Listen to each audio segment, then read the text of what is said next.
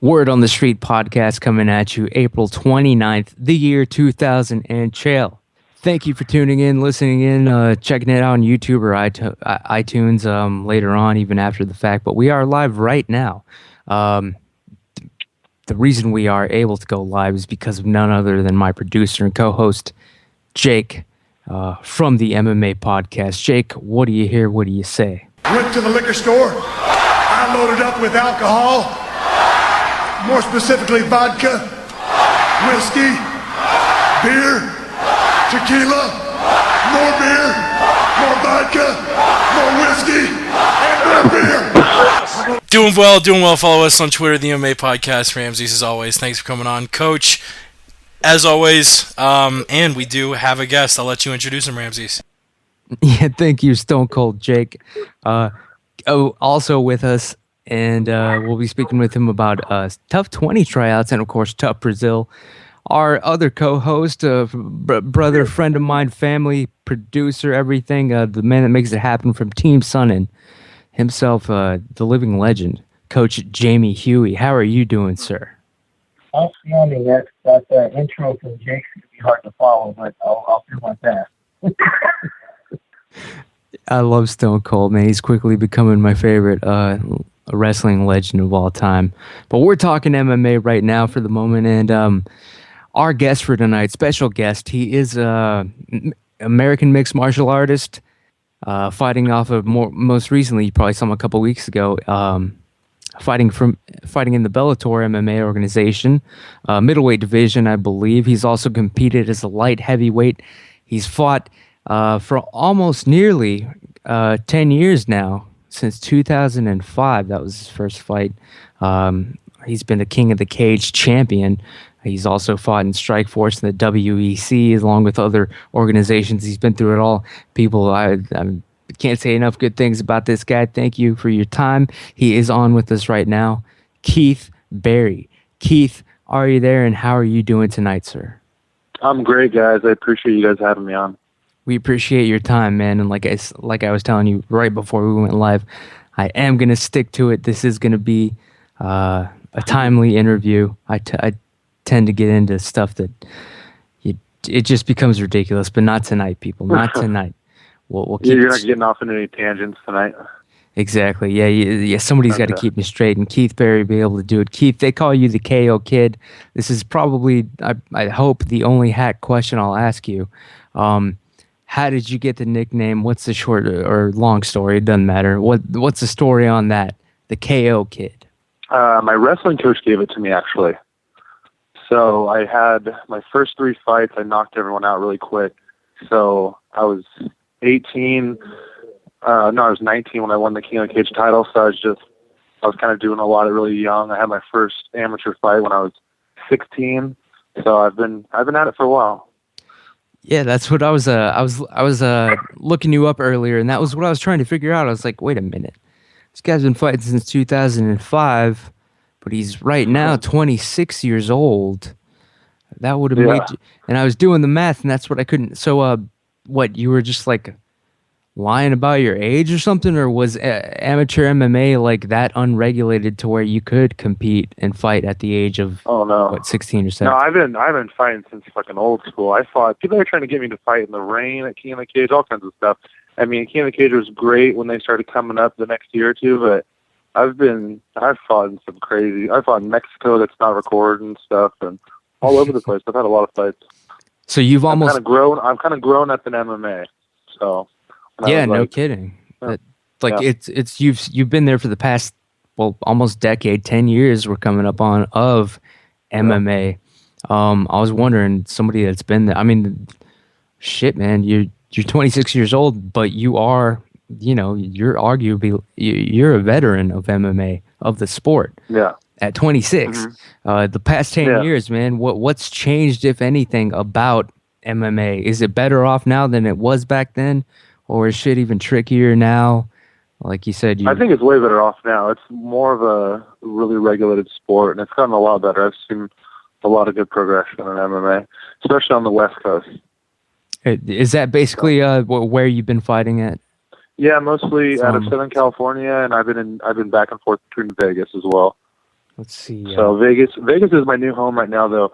I'm at Extreme Couture. It's been so awesome with Robert Follis and all the guys over there, Eric Pixick and Dennis Davis and Jamie's pretty much joining the team with us over there. So we're looking really good. We're strong, like building a really strong team and a lot of good teammates. So yeah, I'm really happy about it. Yeah, I do have to. I always do this when Coach Jamie, the living legend, Huey, comes at me with he oftentimes recommends a good guest for the show, as he did tonight with Mr. Keith Berry here. Coach Jamie, can you vouch for this man, Keith Berry? How did you guys hook up? What's going on? What's the word on the street about Keith Berry? Oh, good, man. I was over. All right, Coach. It sounds like you're in some sort of like you're talking through a funnel of some sort. It sounds like you're caught up. Go on speaker, Jamie. Yeah. Can you hear me better? Can That you is hear me better now? better. Yeah, there we go. There we go. I was waiting for someone to say something. Yeah. Who's going to say something first about this? Oh, sorry. We're having technical difficulties here, folks. We did not hear. There we go. All clear. Apparently, I can't use my cell phone. How did I meet Keith? I was over at a rain with, when we were doing the camp for Uriah and Kelvin and Chael were over there. And, Keith was one of the guys over there, the veterans, man. He's been around, and he did a lot of work with Kelvin and Uriah. And Chael, helped us out in that camp. And, we always got along. And I after that, I ended up going up to Portland, and then I got a message. I think he tweeted me sometime after that. I think it was before he moved out to Vegas. And he had asked me if I was planning on coming back down to California anytime because he wanted me to help him with a fight.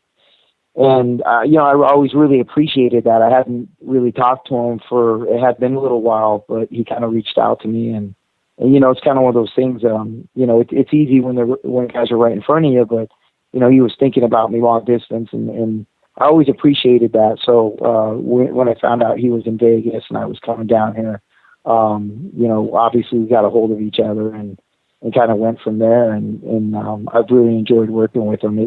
We're just kind of starting to get a little thing, going as far as what our camps are going to look like and whatnot. But we've got a great little hill that we run over here by the house. We've done that a couple times and been over there at practice with them at Coutures and hanging out with all the guys from Couture. So it's really been a good fit, man. I'm looking forward to good things coming. Yeah, you can't. The future is very bright. The future is very bright. Yeah, definitely, Keith. You can't go wrong training with the living legend himself. I got to say, man. So Keith, you've had if Wiki is correct, you've had 28 total fights, mixed martial arts, that's recorded, but you mentioned that there's some like off the books kind of in the early days over in Mexico or something. So how many fights do you think you've actually had? I've only had 2 amateurs, so that's 30 fights. Okay, damn. So Yeah, 30 fights, 30 man. fights. Like, do you look back on it now and is there one fight that's like your masterpiece, being a veteran to where you're like, yeah, man, that's my number one hit right there? Or is it like they're all the same to you? You barely even remember them now? How do you think of it? I haven't been hit in the head that many times. I remember them all pretty good. I had Jamie saw a fight with me and Tony Lopez. I had a really good war with him, and it actually was a corner stoppage, and my corners were arguing with each other. They were fighting amongst themselves, and then they threw in the towel, and then the fight was stopped. So that was a really good fight that I had. And then I won when I first won the title in King of the Cage. That was nice. All my early King of the Cage days were really nice. And then I kind of just got into injuries, got into, maybe doing the wrong things. And then, now I'm back on track, and I'm with Bellator, and they really take care of me over there. And people talk a lot of shit about Bellator, but I don't care what they say. They've done nothing but good things for me, and they've always been up front and nothing shady. So this little 2-year contract that everyone seems to complain about really isn't that bad, because a lot of people don't have clauses. It's just I don't know, people make it sound to be worse than it is, but it's nice over there. Damn, it's like So you knew the next question. Yeah, but the Bellator thing, the hatred towards Bellator, I don't know if it's really hatred, but basically, everyone's always gonna compare it against the other organization. But you're in it, man. So I trust you more than some dude sitting on the internet just making just he's like, oh yeah. man, I'm Well, changing the channel. I've been with Strikeforce too, so I know how they both work. So I'm not saying I'm not saying one's better than the other. I'm just saying that they've treated me really nice. And when I was with Strikeforce, the UFC treated me very nice.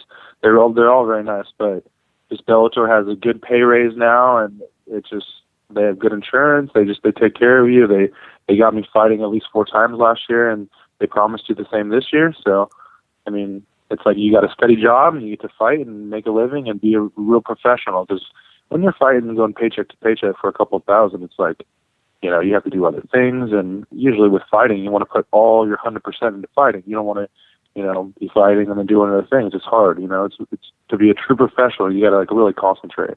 So I'm trying to dial it in. Yeah. What is Bjorn Rebney, what is he really like in person? Is he an evil like boss? Is he a Vince McMahon type? Is he a Dana White? What's he really like? No bullshit. No bullshit. He's nice. He's kind of soft spoken. He talks, a little clear and nice. Dana's a little brash, I'd say. Well, fucking this, fucking that. Oh, fuck. Mhm. But Bjorn's not really like that. He's cool. I mean, I haven't had that many encounters with him. I had a fight of the night last year with Bellator against Cortez Coleman. It has, if you want to check it out on YouTube, it's a nice one. It's a good little brawl. That's kind of what I like to do, but I'm trying to fix a lot of things. But I talked to him a lot after that fight, and that's when they gave me like a full kind of contract after that fight. And yeah, he was real cool, real nice, and took some pictures, and I've seen him at the weigh-ins and kind of hi, how's it going, chats, this and that, but that's about the extent of it. Yeah, I just before I talked to you tonight, a couple minutes ago, actually, I guess now, I actually did watch the your fight against Coleman, Cortez Coleman. People look it up on YouTube. It was a war. It happened June 19th, 2013, catchweight fight. Um, you you you're sorry, man. The I was gonna ask. I did, of course, look you up on Wiki. Yeah. It's the easy thing to Who do. makes those Wikipedias anyway? Because it's pretty accurate. Yeah, it's like everybody. I guess that It everyone talks like about my stabbings. I got stabbed when I was a kid, and it talks about it. I'm like, how did they even know that? I don't even tell a lot of people that. You have the gift, man. You're psychic. You know every question that's coming at you. I was gonna ask about earlier on. It mentions your background. Mhm. Later on in the show, I'm actually we're going to talk about some facts that came to light about Alexander Gustafsson. He's done some time for assault, and like some shit came to light about him. The details of why he was arrested, what he was charged with, what he served time for. That came out. Yeah. He was beating up women and couples and robbing them, and like it's horrible. You of Oh, course really? have I didn't know nothing. Of course, I'm not saying that you have anything approaching that, but in the wiki, it's saying that you got into a lot of fights and you were placed in juvenile Yeah. detention. I was wondering if you could kind of just, I mean, because we are going to talk about it later about Gustafson. Like, Mhm. did did you change from that, or was it all like some sort of Yeah. I've had like these misunderstanding? weird changes. Yeah, I've had weird changes in my life. When I was younger, I was a little shy, and I had just a lot of knucklehead type of friends, just a lot of dumbasses I was hanging around that are, picking a lot of fights for me. And I just kind of like to fight. I wrestled in high school, but I like that extra. I don't know. I was a little animal, but I just like that extra. I don't know, fighting, just that street fight of just knocking people out, and but I wouldn't just fight random people. My friends would talk crap, and then they'd set up like these random street fights behind the tennis courts or whatever, behind like we had like a tree park that we'd all meet up at. So it was more stuff like that. And the cops where I was from were just real on all. It was boring. We were in like a suburbia type place, and it was just a lot funner to fight and mess around than it was to be nice. Yes. So, but after when I turned 18, I went to college in Sac, up at Sac State. I trained a little bit with Uriah Faber up there, and I kind of just flipped the switch. I said, I just want to fight. I want to do college, and I was pursuing a kinesiology degree then, so I kind of just flipped the switch. I haven't been in any trouble since I've been 18, so I have no adult record. But yeah, I went to juvenile twice, and all for fight stuff. Yeah, and now I got in fights while I was in juvenile hall too. So it was just. I don't doubt it, man. But now, oddly enough, ironically enough, you get paid money to fight. And now it's perfect. I don't even do anything. I just do what I already wanted to do, and they pay me. Yep. Crazy. Life is weird. When you were a kid, they put you away for it, but now you're getting paid for it as an adult. That is I know, a little those weird. damn cops. About it. I know, man. Yeah. Let's hope Officer Allen doesn't call in.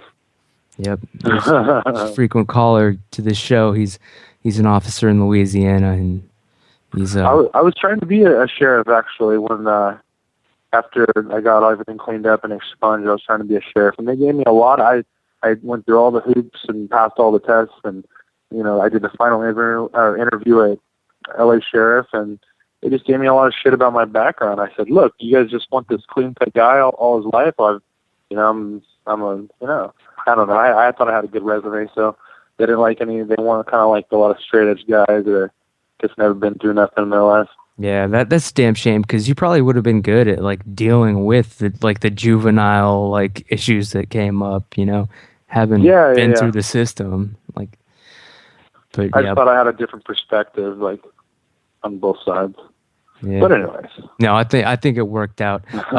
Jake from the MMA podcast, I believe he has a couple questions for you. Before we let you go in a timely fashion, I am going a little bit longer than I even promised you guys. But Jake from the MMA podcast, you're on with Keith Berry. What do you got? The first one's a little bit of an off-the-wall question, but when I was trying to find out stuff, and I Googled Keith Berry, it kept bringing me to this magician who lived over in Ireland, I think. Do you know any magic tricks like the other Keith Berry? I saw some of those too. That guy's ruining my YouTube and Google hits. I don't like him. I should make him disappear. It's not even spelled the same way. He spells Berry it's with an A. That's literally. My first magic trick. I typed it in. It's like, do you mean Keith Berry with an A? Like, no, son, I mean it with an E. Come on. The second one, we've talked to a lot of fighters and asked them about MMA, and it's kind of weird when MMA fighters say, "Yeah, I don't really follow it much. I looked at your Twitter. I saw you were following UFC 172. So really quickly, give us a breakdown of what you thought of that main and co-main event. John Jones with the expected win over Glover and Rumble Johnson." Really, really shocking a lot of people, outpacing Phil Davis for 15 minutes. Well, let me tell you, my friend, he didn't shock me because I put money down on him and he made me some nice money. Awesome. So, dude, Anthony Johnson, I've been following him a lot, and I know him personally. He's a fucking beast. That's all I have to say about that guy. It looks like he finally came into his own, and he's just killing it. I thought he made Phil Davis look bad, to be honest. That's what I thought. He made him. He pushed him around, bullied him. Almost took him down. Defended all takedowns. I mean, it was a domination. It was nice. It was money. And the main event, it was expected. It was John Jones. He has that reach. He's just so talented. Glover was kind of a little predictable. I love Glover though. He has a style similar to how I fight. So, but John Jones, guys like that. That's why I don't fight at 205 because. Guys like Tony Lopez are 6'5", their reach is huge. John Jones is huge.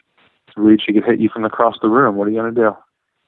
Yeah, a lot of people on the UG, a lot of people on Reddit were talking about Jones and the eye pokes afterwards. Do you think the eye pokes are sort of being overhyped and over talked about, or do you think that's a real legit gripe? That was an issue. I did see that. Someone pointed that out to me. I don't remember. We were watching the fights. We had the whole team there, Extreme Control, watching all the fights, and someone did point that out, but I don't remember But yeah, I don't know what you could do to fix that. I guess he just has to keep his fists closed. He did leave his fingers out like that, but I don't know how you're really going to prove he's doing it intentionally. I don't know. I don't know if he really thinks like that. If he has to do something intentionally, he has so many gifts. Kind of think he thinks he's the man from But I don't know. Yeah. Yeah, there aren't any Jones fans over here, man. I'm telling you that right now. Jones tried trolling my Instagram yesterday. The guy's stalking me. It's weird. Oh God. Yeah, I'm sorry to hear. I heard these about this coming thing at with you. Tyson Griffin and him, and they were like getting at each other. That's the only thing I've heard. He's going after a lot of people lately. He was trolling Phil Davis today. Yeah, I think about to get torn apart. Yeah. Yeah, he What was he posted saying? posted a video clip from the fight of Rumble Johnson beating him up, and then just like a 5-second clip of him like staring at his camera, like and I believe the title of it was "Crush Me Like a Cookie?" question mark.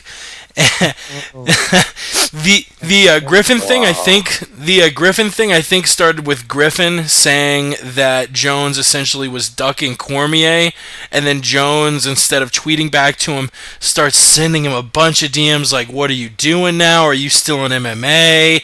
You know, you should tell your grandkids I tweeted you. You can be my water boy." Just a bunch of shit. Holy shit. Yeah, I know. I heard some stuff like that. Are you a trash What can you talker, do? It's Keith? entertaining. Is that your thing? Have you ever pulled that on an opponent just for the shit? I've done it a couple times. It doesn't suit me well unless I really don't like the person. I do fight a lot better when I don't like the person too. Yeah. So maybe I should start talking a little more shit. It seems to pay these days. I got to say that. Yeah. But yeah, Phil You Davis. gotta pick your battles though. Someone like, I don't know, for example, Brian Stan, you never want to fight that guy because that guy's like America. You're losing every time. Yeah. So you gotta choose those ones. Yeah, no kidding, man. But yeah, like a Phil Davis, man, he had it coming. He did talk that shit, and it did backfire on him completely. You're right. He did get destroyed. Yeah. He did. Yeah, we weren't actually Phil Davis fans either. Phil Davis, John Jones, they both gone up against our Team Sonnen guys, Vinny Magalhaes and Chael Sonnen. Coach Huey can tell you all about that. He was there. But yeah, Keith, one more question for you before we just wrap things up with you. Thank you for your time, definitely, man. Can't say it enough. You've been in MMA for close to 10 years, but you're only 26. How much longer do you see yourself being in the biz? Like, where do you think another 10 years from now, you'll be 36 years old? Do you think you're still going to be fighting? Do you even think that far ahead in life? I probably won't. No, yeah, I dabble a little bit in real estate. I have my real estate license, and my family's into commercial real estate. So I just got my first deal. It's closing tomorrow, actually. So I'm gonna mess around with that a little bit on the side, but train full time and just go as long as my body feels good. I feel really good. I feel like I finally came into my man body. You know, I'm 26. I feel like I'm in my prime. I'm the strongest I've ever been. So I just have to improve on a lot of little things on the ground, and I'm working on all that now. So looking good. I'm very optimistic about this year.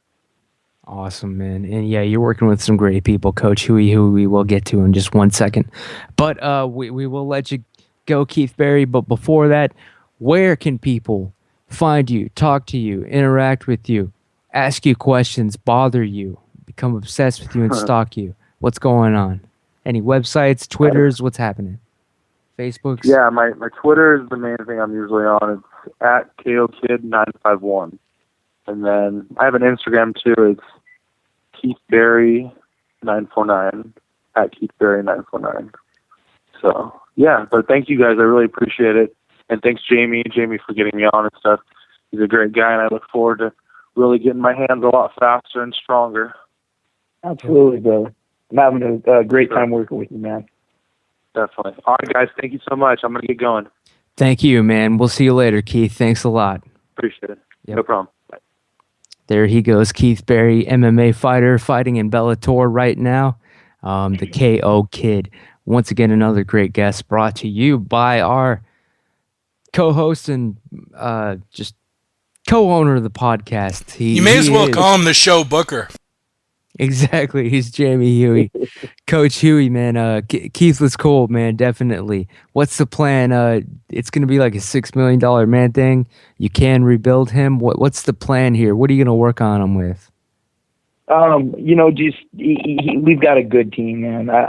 He's down there at Extreme Couture. Eric Nixick down there, Dennis Davis, Robert Fallis. We were down there yesterday, and Randy Couture was down there running the practice. Surround yourself around good people, man, and they work really hard. And so that's kind of the plan, really. We're working on some stand-up, positions, setups, combinations, and really kind of preemptive in regards to like injuries. Just staying on top of the ice baths, all that type of stuff. Really kind of sitting down and writing out a game plan, a training schedule, and really kind of keeping it organized and consistent is kind of what we're all collectively, Team Barry doing right now. So it's good, man. I'm really excited about working with Keith. He's really a good guy, and he's a veteran, man. He's so tough. He's coachable. So there's definitely need to be some good things coming for Keith this year, and I'm just honored to be part of it. He's a 26-year-old veteran of MMA. Absolutely. That's right? so weird, man. That's like, what is he, 3-4 years older than Kelvin? Exactly. I know. He's got so much life in his career still. I mean, he's a veteran. He's been out there. He's been in wars. He's been hit. He knows how to respond. The guy's just tough as freaking balls. So, we just got to clean up a couple little things, man. But I mean, this guy, I think he's really going to be able to make some noise with a couple of adjustments. Yeah. Now wait, Coach, you were saying you were yesterday with him at the Extreme Couture gym, but I mean, I was watching the Dana White scrum released yesterday from the TUF 20 tryouts, and you were clearly in the background at that gym. Yeah. What are you, the hardest working man in the MMA business? What's going on here? How many places are you at? Do you have a twin? What is this? I'm just, I'm just trying to do as many things as I can, man. Really, just stay busy. We went to tough tryouts yesterday. Yeah, what's the deal on that? You were at the TUF 20 tryouts, obviously helping someone out. Obviously, how much are you able to reveal about that? What was the word on the street about that? What's going on? Well, obviously, I can't get specifics, and and I couldn't even from the aspect of I really don't know. They don't tell. But I went down there with a girl named and actually I'm going to get her on the podcast. She's definitely a guest. Chelsea Bailey. She is, I believe, a 2-time national wrestling champion who wrestled at Oklahoma. She fights at the atom weight, 105-pound weight limit, and she is a little gamer, man. I mean, this girl is just. I mean, she 105-pound fighter, but she is so physically strong. Plus, with her wrestling background. I love working with wrestlers just because they have that grit. They know how to grind. She's how did that come about? A friend, Emily Whitmire, who's a amateur fighter up in Portland, was one of my roommates. She actually was moving down to Vegas, and I had some opportunities. I had gotten some phone calls to come down here and do some things. So, she was coming down, I was coming down, and she's actually staying, she's roommates with Misha Tate, Brian Calloway and Misha Tate. So Emily moved in with Misha, and Chelsea is a roommate as well.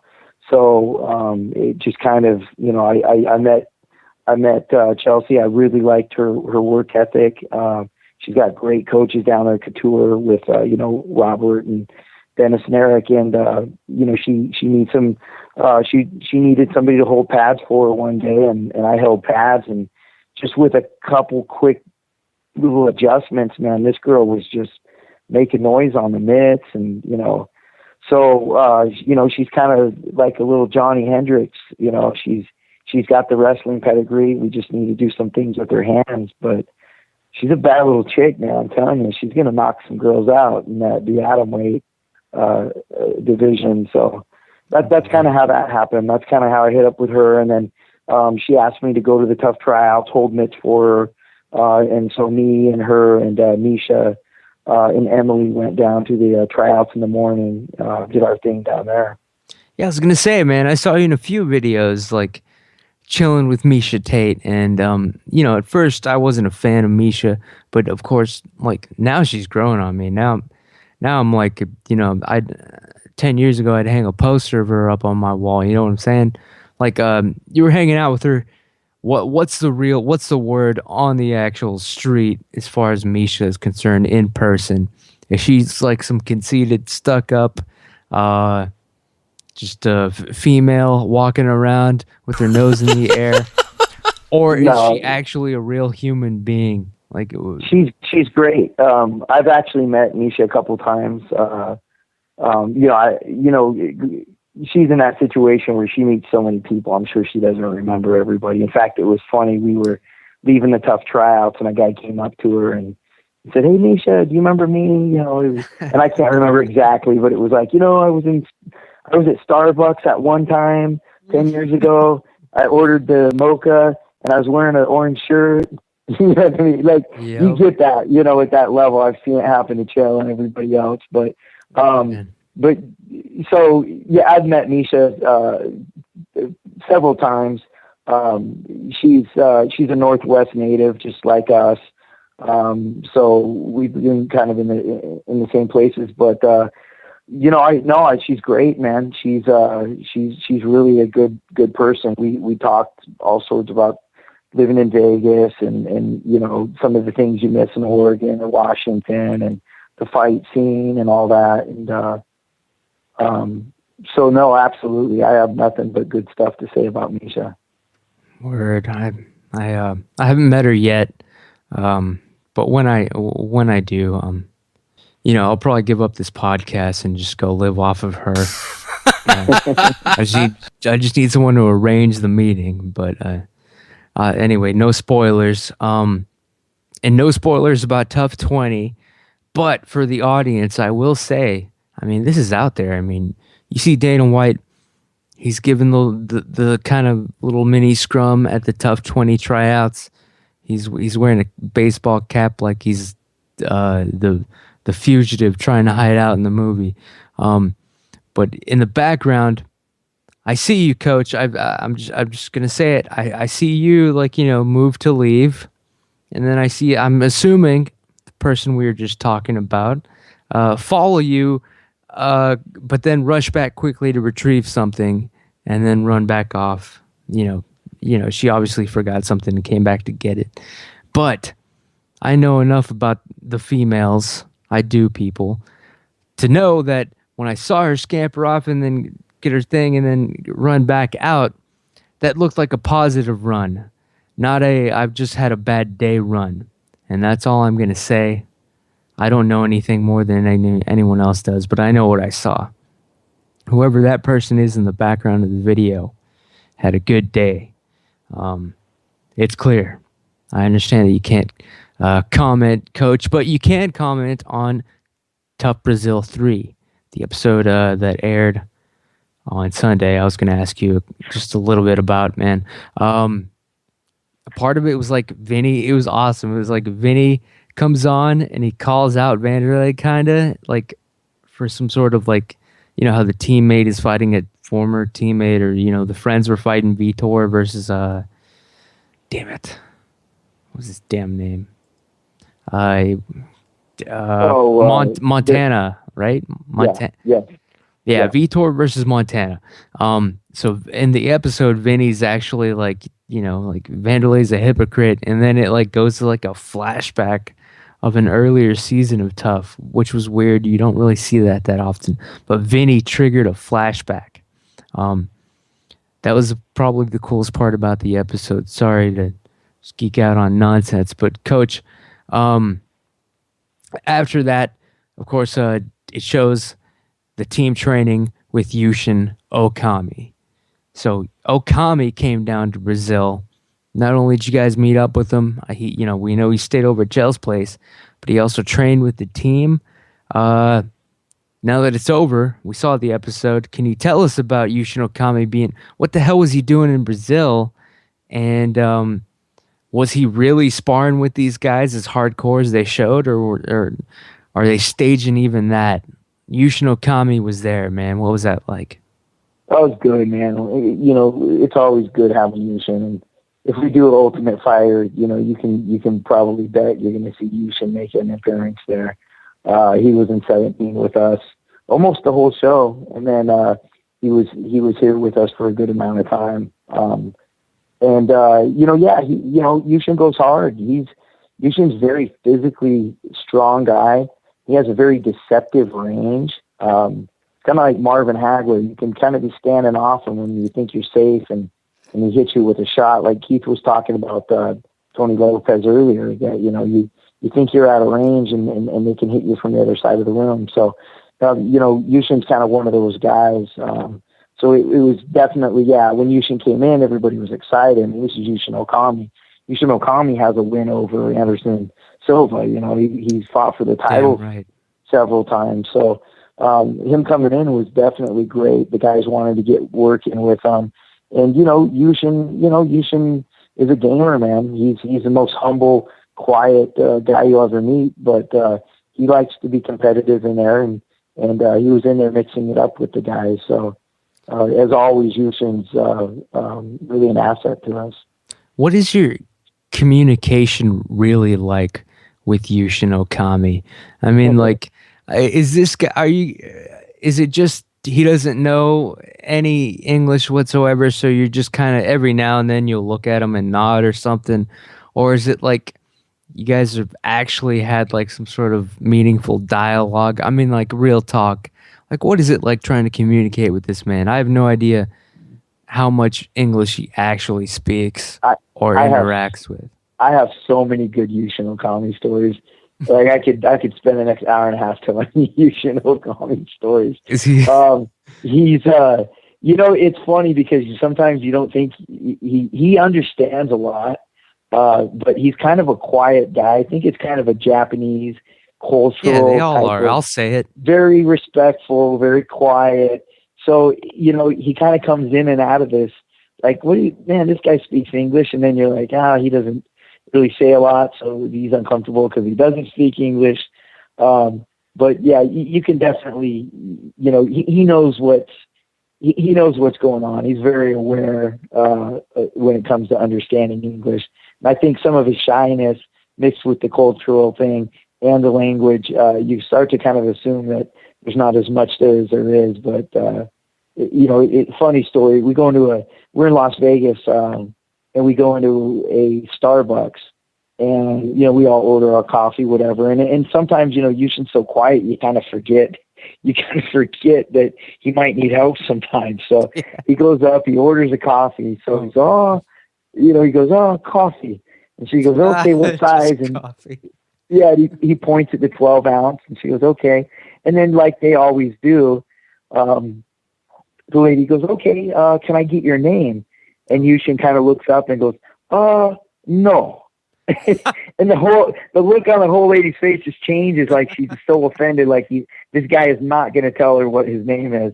But it was kind of a language thing. He probably assumed she was asking him for if he wanted to upgrade with a bagel or something. But it was pretty funny. So there's a lot of little kind of awkward moments that happen with Yushin, but we always have a good time, and he's definitely well aware of what's going on pretty much most of the time in regards to people speaking. The TUF Brazil 3 show, man. You guys are catching up now as far as the fight versus fight thing goes. But there was another issue. Damn it, what was it? Talk about the Vanderlei video that came out today. Oh, that's right. He did release a Bin Laden video, a newest one, calling Yeah. Chael not only again a racist, but also that he was, joking about domestic violence against women, which wasn't true. He was talking about the Rihanna joke that he actually made about Chris Brown. But I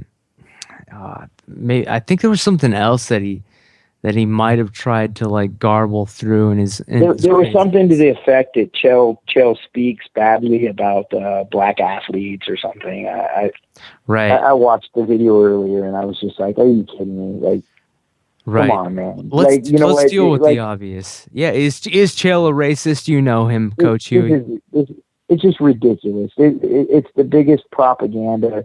Anybody that can't see through this is a freaking moron. Come on, we went to Brazil. We coached Brazilian fighters. Then he's on our team. Clayton's his head coach. I mean, he's married. Like, what do you want? Like, it's so ridiculous. I was always very respectful of Vanderlei, and I still am. But I gotta call bullshit when I see it. And this is just like over the top. Like, this is an act of a very desperate person that's. He's losing his fans in Brazil. People are watching the show, and they're seeing who Chael is, not what he says. And that's how you should judge somebody anyway. Base it on their actions, not on their words. And people are seeing, they're seeing the guy that we know who he is, and these polls keep coming out. There's one out now that's got like, I don't know, 60,000 people that they polled, and Chael's at like 70-something% favorite, to win the show and the fight. I mean, for Vanderlei, this isn't the way that this isn't the way to deal with this. I honestly believe he's doing more damage than he's doing good. I tweeted something the other day, and it was actually related to a completely different situation. Something that I won't get into. Maybe we'll do a whole podcast on groupies one of these days. Hell yeah, that's good. Actually, yeah. But before I don't want to, I'm not putting anybody on blast yet. But my tweet was, what Susie says about Sally says more about Susie than it does about Sally, and kind of using that example into this particular situation. Is really like he's out there kind of desperate. He's losing some fans. He's saying everything he can to try to get the Brazilian people to jump back. Look, this isn't new information. This is these videos and everything Chael said leading up to the Anderson fight to pick a fight with the champion. None of this is new. So you can take it, you can edit it, you can chop it up, you can try to use it as propaganda, you can try to make it seem. But this isn't new stuff, man. This is the same, this is the same crap. He's just kind of trying to, edit together to make it look like, I don't know what he's looking like, I mean. Yeah. So it's just bad. It's bad for him. It's making him look bad. It's making his team look bad. If he's going to continue to do it, the only person that's really going to hurt is going to be him. So, and again, I personally, my experience with Vanderlei was very friendly. He was always very friendly to me. Nothing bad to say about Vanderlei, except for the way that he's handling this. When you start calling somebody racist based on zero merit, and Brazil's not a race anyway; it's a country. It just, I don't know, man. It doesn't sit well with me. I'm having a hard time dealing with it a little bit. It's kind of bugging me. Yeah. And, so that's kind of where I'm at on that issue. No, I agree, man. But it's almost like really like the way looking at it, really to me, I'm getting the impression that like Vanderlei's out of it almost. Like it seems like someone is just feeding him this information, these talking points, like these hits, like to make on Chael. Like, or he needs a new you need a new PR or something, because yep, who's ever feeding him this is his ratings are tanking, man. they used to shovel dog shit at the animal shelter or something because it is not working. Yep. He's going down in the polls. Like it was, yeah, I was there for George W. Bush, and it wasn't as bad as the way the Brazilians are turning on Vanderlei this quickly. Thanks to Mr. Andre Dita. And by the way, Coach, it's been a couple weeks. This guy's obviously finished. Everyone agrees that he is a coward. Even the Brazilians turned against Dita. I just have to get another quick take on him from you, being in the same position as him. I mean, he was like the mirror version of you, except of course he was on the evil dark black side of it, the Vanderlei side of it. But he was basically you, and it would be, as like I pointed out, it'd be as ridiculous as you punching Vanderlei in the back of the head repeatedly and ripping off his jersey. Looking back on it, I just want to get your take again. Andre Dita, as a tough coach, assistant coach, what do you have to say about this man? I mean, it was ridiculous. It was unprofessional. But here's the bottom line. I'm a human just like everybody else. I make mistakes just like everybody else. But I believe if somebody asks for forgiveness, then I'm a big second chance guy. That's what I'm about. If people want to deny it or justify it or rationalize it or whatever, then that's not asking for forgiveness. If you apologize for doing somebody wrong, then like I said, I'm a second chance guy. To my knowledge, and I don't know everything, but to my knowledge, that hasn't happened. So until that happens, I guess that's it's the way it's going to go right now. It didn't set a good example. It was hard. I did an interview with two gals over there at the TUF 20 tryouts from Globo, and they asked me about the fight. And I told them that it was unprofessional. And then they were telling me after the interview that it was very hard to get MMA legalized in Brazil because the perception of that type of reaction, like street fighting, Yep. guys beating up Piling guys on, when they're not gang. looking. Two guys on one guy. Jiu-jitsu is a very, there's a very long tradition of that.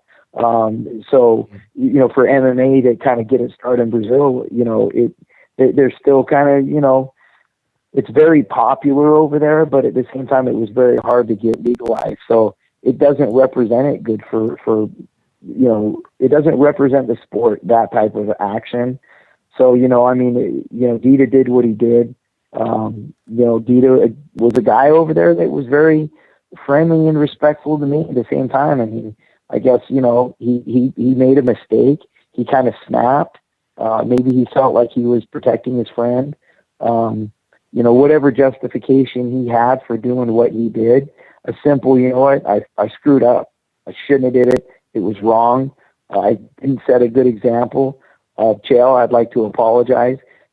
That's simple, man. That's all it takes. It just takes admitting that you messed up and moving forward. And, we're a very forgiving, culture, very forgiving people in this sport. When people admit that they screwed up, people like to give guys a second chance. So, I think that's really what he needs to kind of do some soul searching and kind of figure out that piece of it.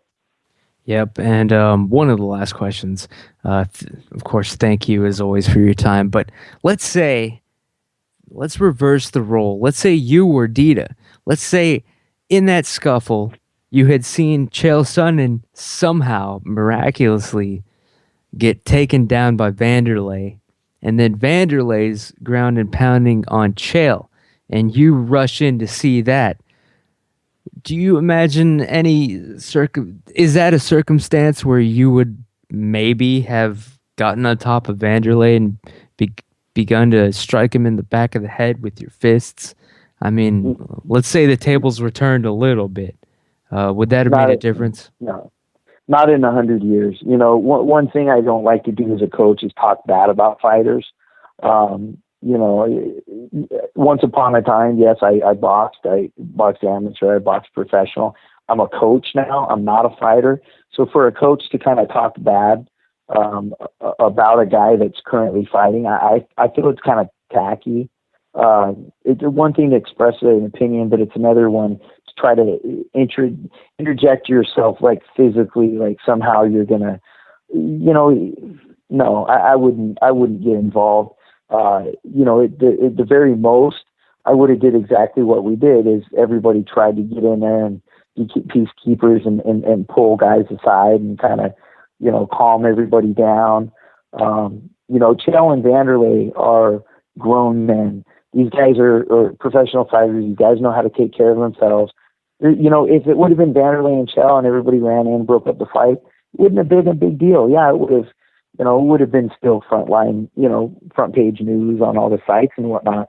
But it's really, like I've always said, a third person, especially a coach, interjecting himself into a physical conflict. It's not a good look, man. It's not good for anything. It's not good for the sport, the fans, the team, your fighters, who you represent. So not in 1,000 years, man. No, I would never. I would never take it to that level. You're damn See, right. that's why I love you, Coach Jamie. The You're always a ninja. man of two word, a man of good words. Any word on where that jersey went? Because Chael Sonnen's jerseys are like gold. Do you know what happened to It's that? true. I'd buy that one. I'd hang it up. No clue. I don't know. I have no clue where it went. Maybe they still have it. I hope that he's not proud of what happened. I would be even more disappointed if, somehow where he's hanging it on his wall or he's showing it to his friends. Really, it's kind of a trophy of shame, if anything. Yep. I hope Dita is. I hope the best for Andre Dita. He was very friendly the whole time up until that incident. I sincerely hope the best for him. I hope that's not. He's coached a lot of fighters, man. He's got several fighters that he coaches that are on the UFC roster. So, he knows, he's been around. He's a coach. He knows the combat sports. I would hope that is something more he's ashamed of than something that he's proud of. I don't know. I haven't talked to him. I talked to Coach Mike Castro, who was on their team, and he seemed to, kind of make a case for Dita being, a little like he knows that maybe he did wrong. But until Dita comes out, come out on MMA Junkie, just say, hey, I screwed up. You know what, guys, don't follow my example. It was my choice. I made it. I don't represent anybody but me. Ask for apology. It's a done deal, man. That's all it takes. Yep. He did the opposite, man. He came out and did not apologize. Yep. I know, man. I'm disappointed. I'm really disappointed in that. Yep. I'll say it. That son of a bitch. I have the word in the street about what happened to the jersey, actually, Ninja. According to this document in front of me, what happened was Dita did take the jersey when he got kicked off the show and ran back across Brazil. He had to hitchhike, so he used the remnants of the tattered Sonnen jersey to make some sort of one of those like you attach it to a stick when you're hitchhiking. You know what I mean? Like you put your food inside of it and then tie it to a stick and sling it over your shoulder. A knick-knack. I don't know, man. I was born a generation later than this shit. Knapsack. A knapsack. There you go. That's what happened. But also, he did not rip it. If you watch the playback, he did not rip it off of Chael Sonnen. What happened was, in that moment when there's a pile up, Chael actually hulks up, like, you can't explain it even by science, but he hulks up and rips through his own jersey to just defend himself. It's amazing, actually, in slow motion. I don't know if they'll ever have the phantom camera footage from that, but trust me, it happened. Coach Jamie Huey, thank you so much for coming on once again, putting up with us and delivering the details here. Keith Berry, Bellator fighter. Good luck with that, man. I know you will. Just like I said, the $6 million man treatment. We can rebuild him. I mean, 26 and he's a vet. He has every advantage in the book. And of course, Tough 20 tryouts. Whoever the mystery fighter is, hopefully, it'll all come to light. But yeah, definitely. You mentioned a guest. Let's get them on for sure. Coach, where can people find you, talk to you, look you up, harass you with questions, and stalk you? What's the word on the street? Well, they can find me this Friday in Yuma, Arizona, doing a boxing seminar.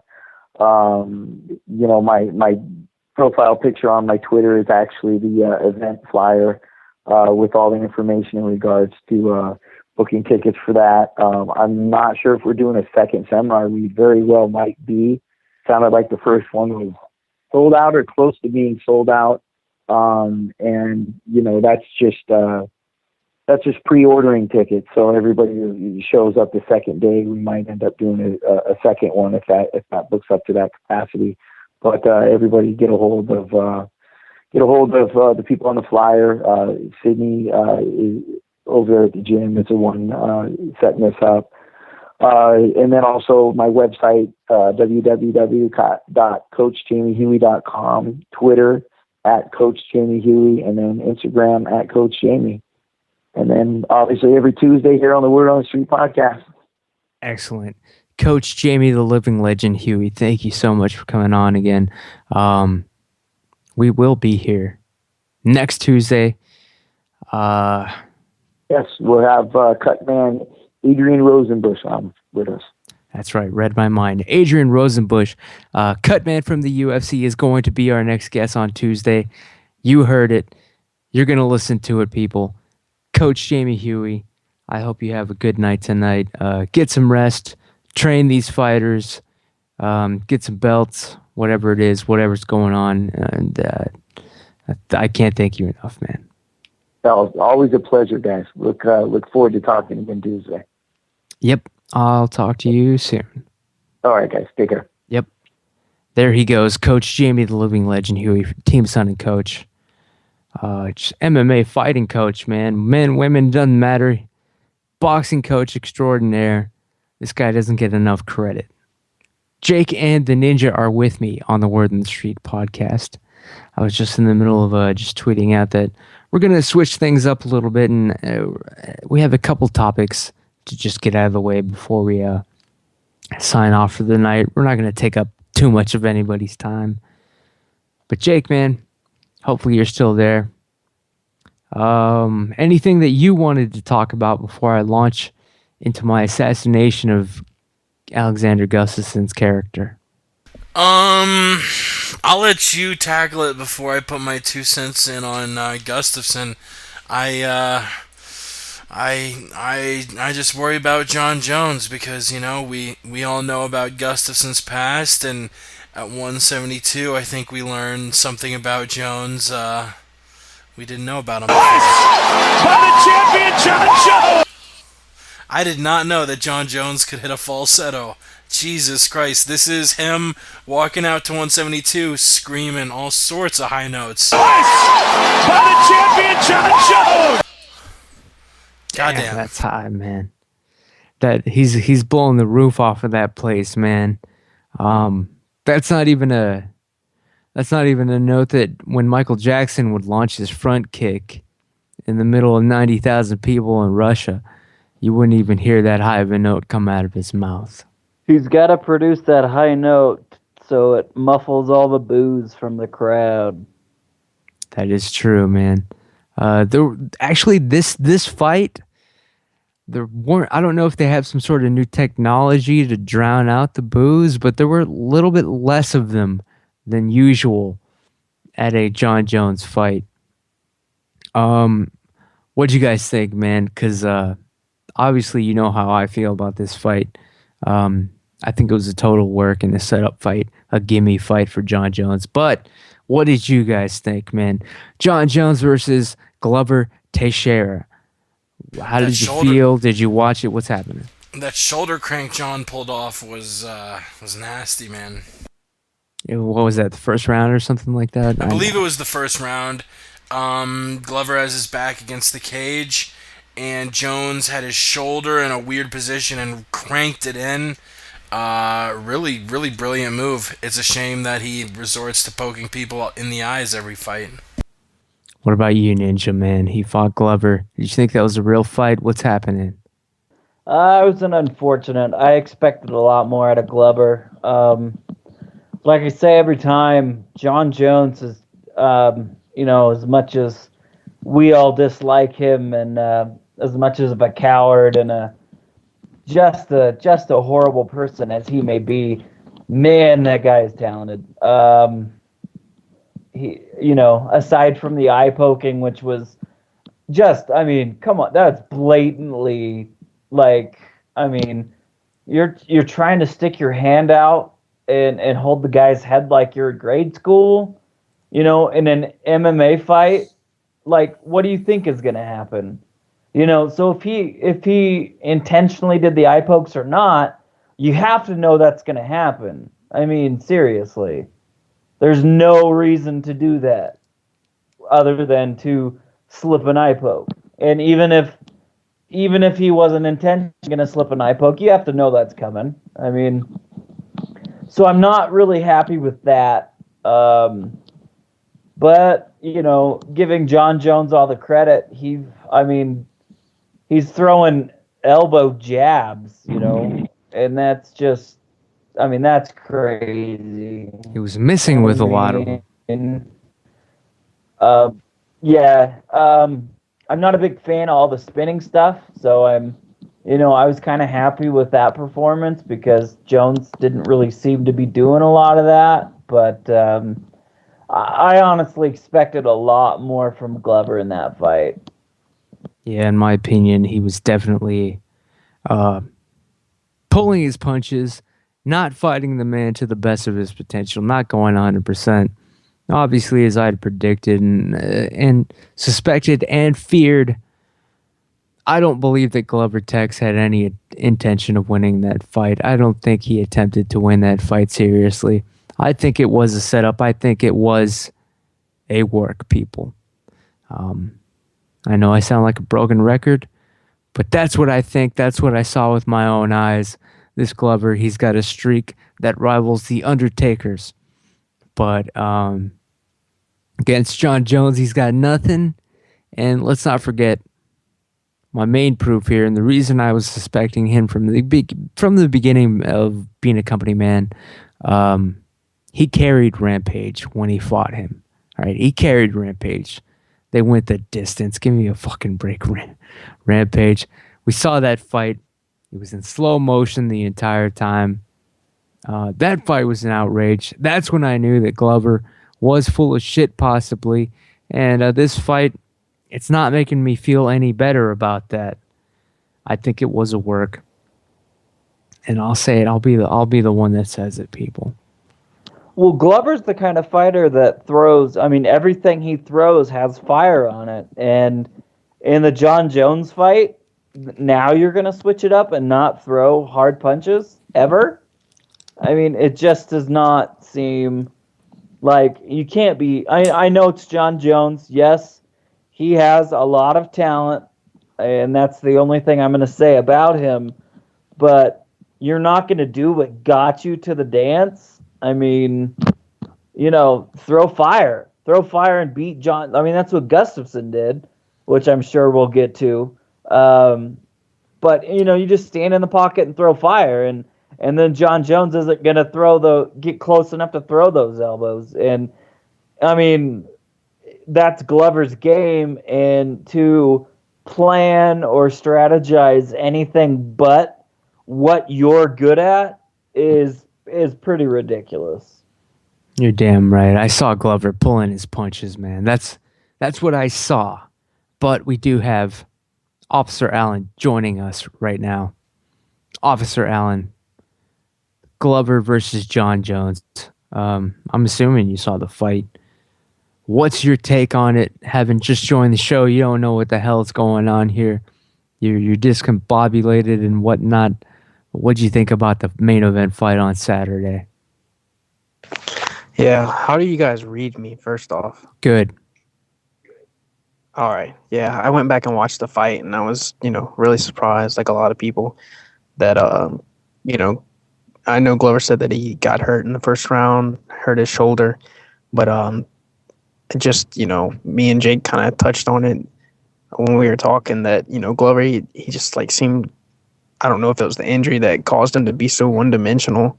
He didn't want to, like, every time Jones, like, backed him up against the cage, he didn't want to, like, circle off. Like, it's just, he didn't move, man. He just, like, kind of stood there. It was like a punching bag.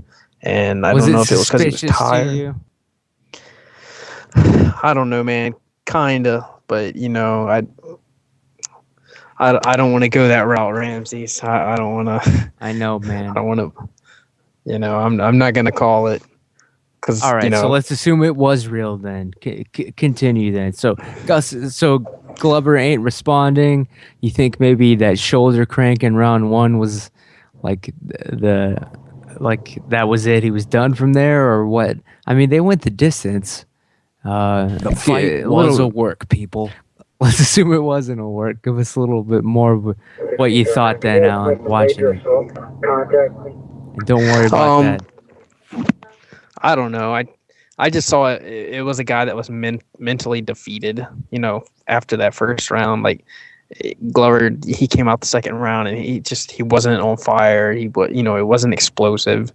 He just didn't bring anything new to the table. It was basically like John Jones was fighting Stephan Bonner again, except with less firepower, because Stephan Bonner even tried to bring it more than Glover did. So I don't know what it was, if it was the injury, if he got paid off by the MMA Yakuza. Gomi was on the card and Gomi did win, so the Yakuza might have had some money placed in other places, most likely the main event. But I don't know, it was terrible. And back of the line. Well, there was some badass shit on the card, I have to say. UFC 172, especially in the prelims. Jake, man, from the MMA podcast, as I always have to say, the knockouts, man. The dude had the flying knee, and of course, Charlie Brenneman was destroyed. Absolutely. What was your highlight of UFC 172? You have a better memory than I do, but most of the people on the show. The prelims, I'll go over it really quick.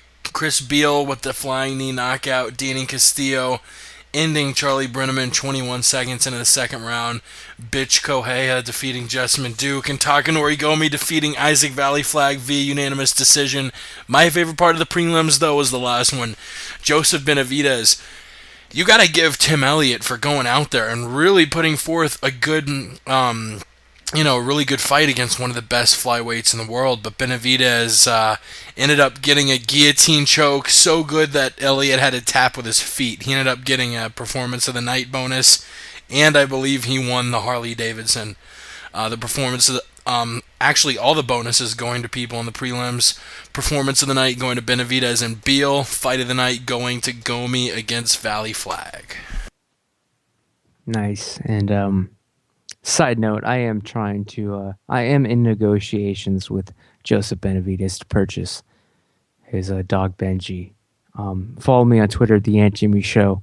You can follow the saga of that as it unravels. But he did have an impressive win. I'm glad. I'm proud of the man. Definitely. That was actually fucking awesome. I thought I was worried that the dude was going to get flattened, man. I thought it was all over for this guy. But damn, he was so fucking quick. just switching things up, coming out of nowhere. It was like he was in a video game, springing out. I'm glad he had that in him. I'm a Joey B fan now. I gotta say, I wasn't before. I didn't have anything against the guy, but I had no reason to support. But now that was an impressive win. I'll give him that shit, man. That was awesome. What else was it on the damn card? Yancy Madero's Yancy boy, I'm done with you. That's all I'll say about that. It cost me a lot of fucking money, son. But Isaac Valley Flag versus Gomi. That was a fair fight. It was a good fight to watch. It kept me on my toes. I was betting on Valley Flag lightly, even though I didn't truly believe in him 100%, but enough to bet on. I bet on him, whatever the fuck. I lost. Gomi, who knew he had fucking life in him? Alan, you're a big fan of Asian Japanese fighters. Gomi, man, I thought he was done. I thought this was gonna be a joke fight, a gimme, a tune-up fight. I thought this dude was just gonna get knocked out like a clown, like an extra, like a Vince McMahon prop dummy. But Gomi, he still got something left. What's happening, man? Well, is this for real, or did Valley Flag just not? I don't want to say he sucked, but I mean, why did Gomi win, man? Is he back? What's happening? I mean, he was back like 3 fights ago whenever he knocked out whatever his name is in Japan, and then he came out and he beat Matt Danzig, and then came out and beat fucking Diego Sanchez and got robbed of that decision. I mean, he's been back ever since then. Should be on a 4-fight win streak right now. But yeah, he got robbed. He was actually losing the first round. I mean, Isaac Valley Flag came out with that front kick that he does a whole lot, and really kind of it fooled Gomi. And Gomi, it took him a minute because Gomi's style, he likes to take a punch to give two. And he was getting tagged a little bit with a jab and getting kicked, and it looked like he might have hurt his rib or something because he started looking like he was gassed out, and he was kind of like clenching his ribs, but he ended up coming back strong, man, and still hits like he has fucking concrete in his hands. I mean, look at Valley Flag's face, and Valley Flag's a big guy. I mean, Gomi looked like a 145er, and Valley Flag looks like a 170-pound fighter. So, he still got life left in him, man. I know he thinks he can still win the title, but, that ain't happening. But I got faith in Gomi, man. He should be on a 4-fight win streak right now. It's ridiculous. Fuck the judges. There you go. Quite possibly the last Gomi fan on the planet there, Officer Allen. No, Ramses. Did you watch? Gomi's got a ton of fans. Watch? Did you not hear the fans in Baltimore chanting "Gomi, Gomi"? The entire stadium. I mean, the entire arena. Go back and watch it on TV, man. There's lots of Gomi fans. I will have to go back because I don't remember that. But you must have been high, sir. I definitely was. There's no question about that. But I was probably just so invested in Valley Flag winning that I was drowning out and denying the Gomi chants in my mind. That possibly happened. But yeah, good fight. I think it got fight of the night or something. So at least they both got paid based on that. I don't know. You know what, people? Let's go to the last topic right away. Fuck it. I do want to briefly address the fact that some certain things came to light.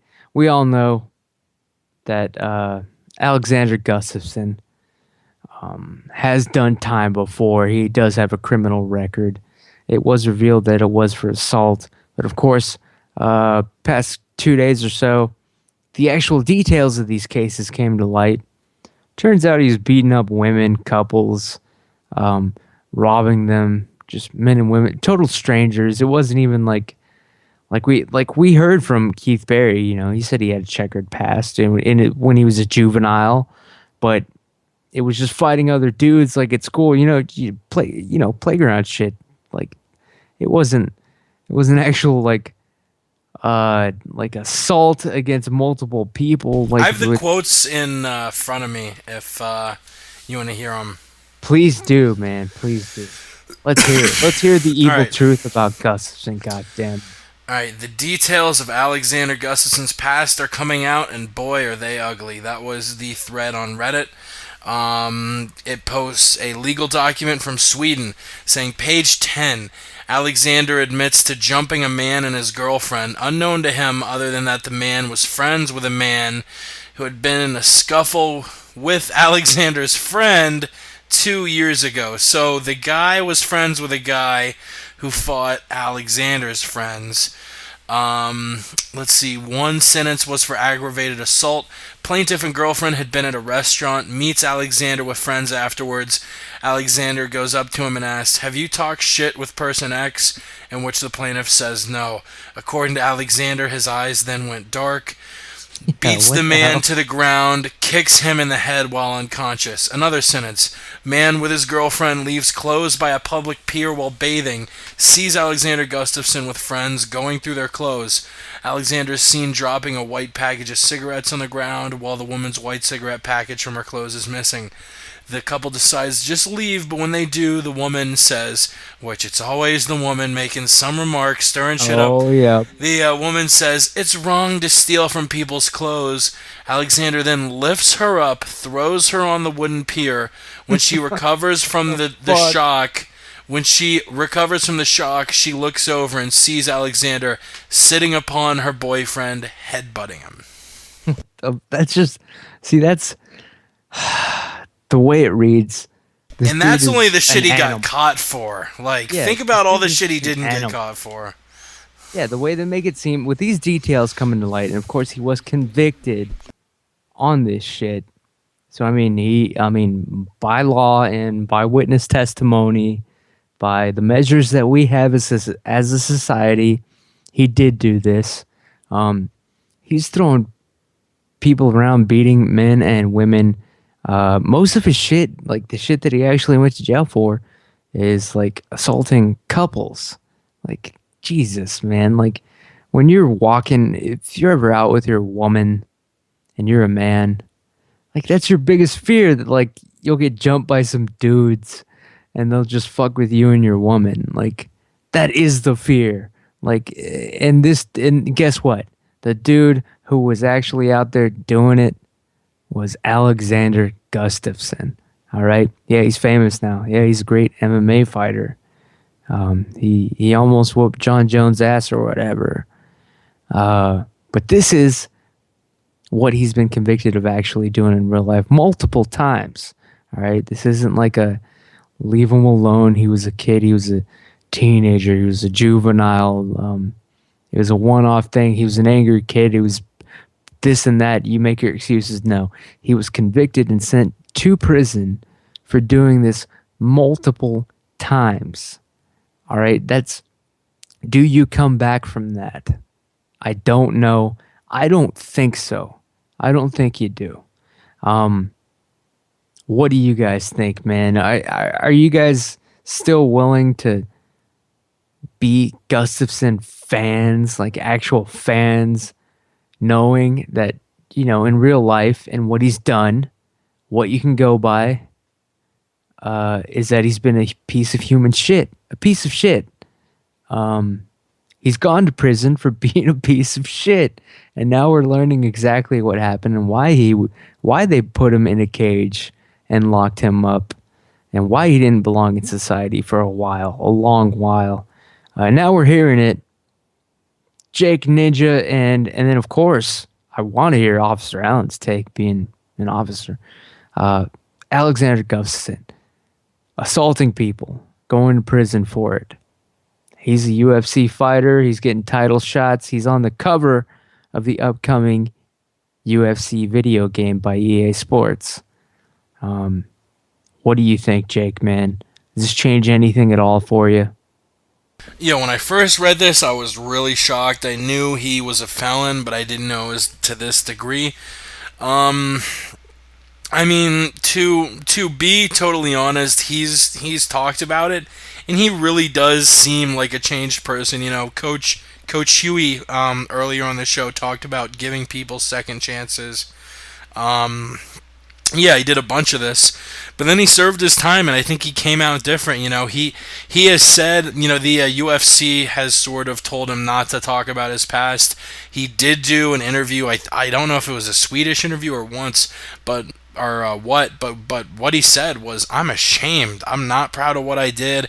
I think back, and he really does seem ashamed. Does it excuse what he did? No, he did some horrible things. I'm not necessarily excusing him from what he did, but he did do his time, and he does genuinely seem like he had changed. I I give John Jones shit about the DUI, but it's mostly in jest. I mean, honestly, do I still hold that against him? No. If he had gotten like 3 of them and he obviously was not regretful and wasn't ashamed of what he's done, that would be another thing. But I think if someone is truly ashamed, truly wants to change, isn't still like that, no, I don't think you should hold it over their head. I definitely believe in second chances. Ninja, what is your take, Alexander Gustafsson? The truth coming to light, the details. Do you think he comes back from that? Think he's a changed man now? Are you still a fan? What's happening? I'm all for second chances. I believe that too, and that was the great point that Jake from the MMA podcast had made. I'm all for second chances. However, beating up women and stuff like that for me is unforgivable, and that's exactly what earns Alexander Gustafsson the Ninja's official assassination of the week. Alexander Gustafsson. Is this legal? I've been a cop. What up? I was saying, is this legal to say we're doing an assassination of the week?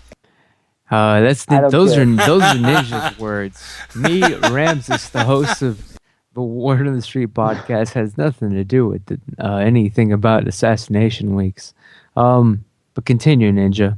Continue. The Ninja assassination of the week goes to Alexander Gustafsson because there are certain things that you just cannot forgive.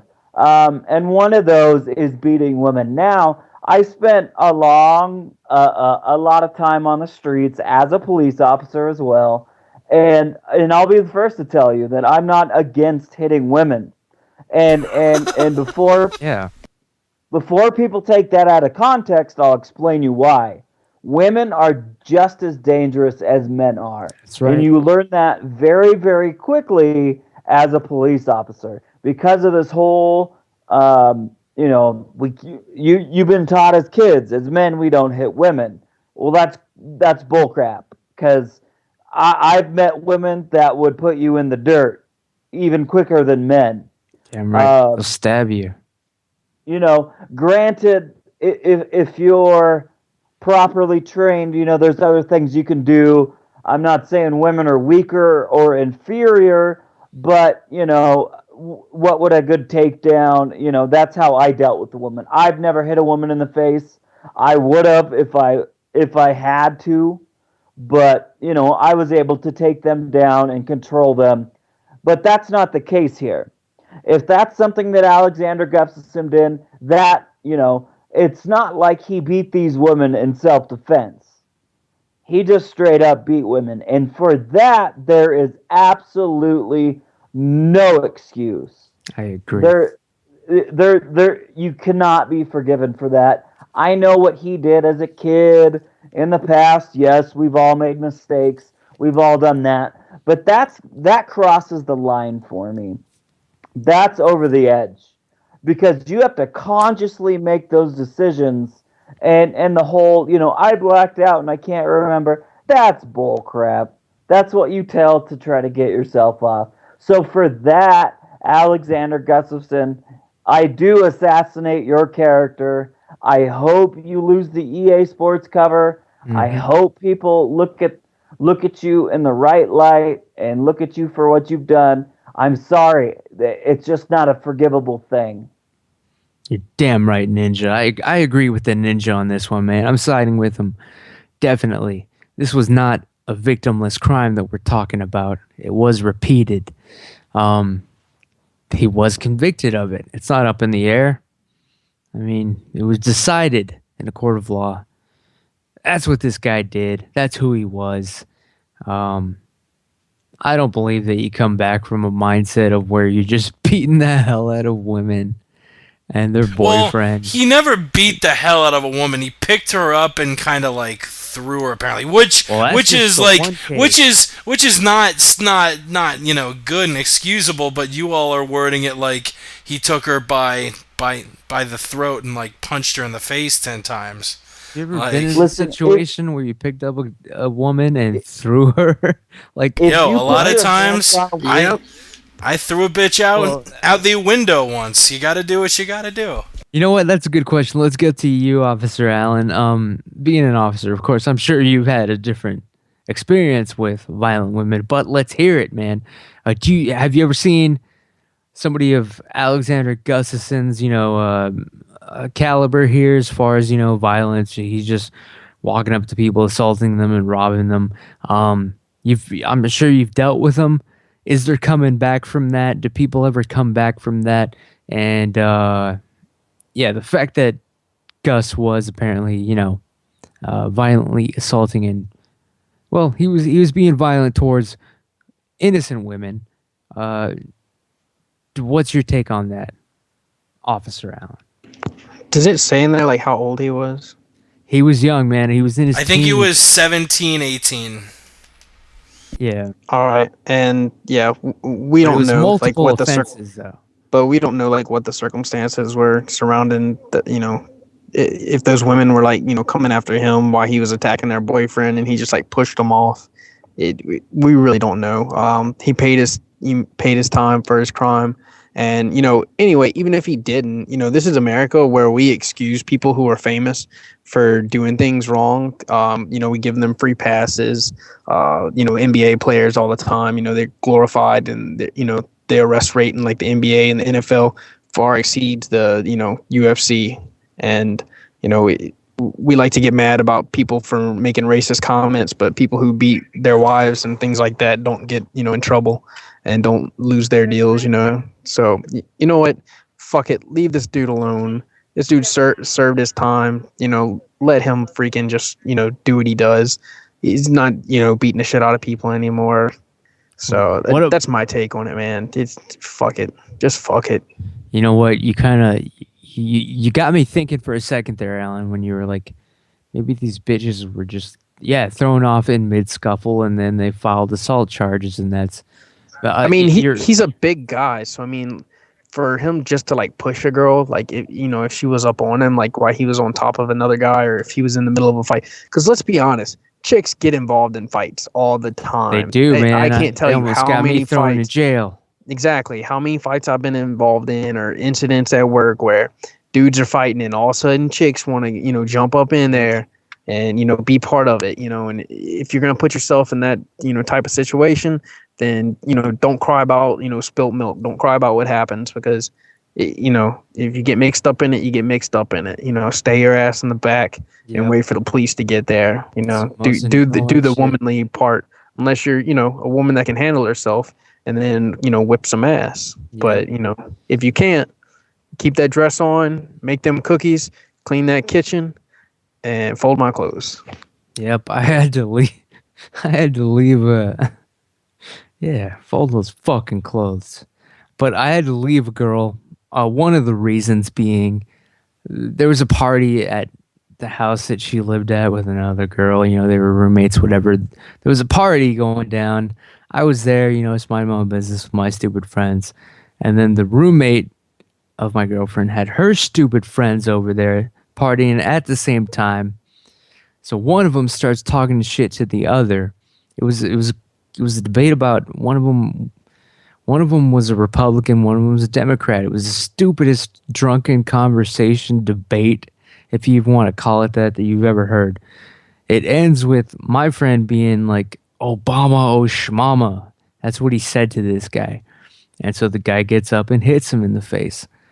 And then first thing my girlfriend does is get involved and bring the guy down to the ground. And when that happens, it's not her attacking the guy. Like at that point, it's me also because I know I'm gonna have to fucking do something just because this girl has gotten herself involved. Like now I have to get involved in this stupid ass fight about Obama.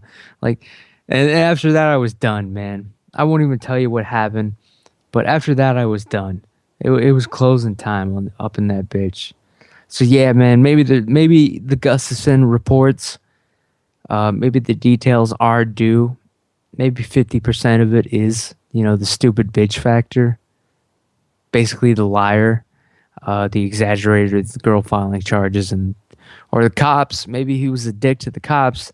They decided to charge him a little bit extra. You know what I'm saying? Officer Allen knows what I'm talking about. Apparently Ninja does too. Who knows what the hell happened? But I'm still going off of what I've seen, read, heard. Sorry, I haven't seen any of this, but read and heard. With my own eyes. Sounds like this dude is a total piece of shit, and I'm sorry. When it's a violent crime where there's a victim, and I'm sorry, I'm a little bit soft still when it's a female. I do have to draw somewhat of a line. I'm not going to be a fan of this guy. He shouldn't be on the damn cover. That competition was rigged 100%. I was screaming and yelling that as much as possible, as much as you can on Twitter, that the EA Sports cover contest was a farce. Anyway, good luck, Gus, I guess. But it's rare and it's a testimony. The fact that I want John Jones to succeed and win and beat Alexander Gustafsson unconscious. Like, I'm rooting for John Jones. You know what that would take? That's how bad this shit is.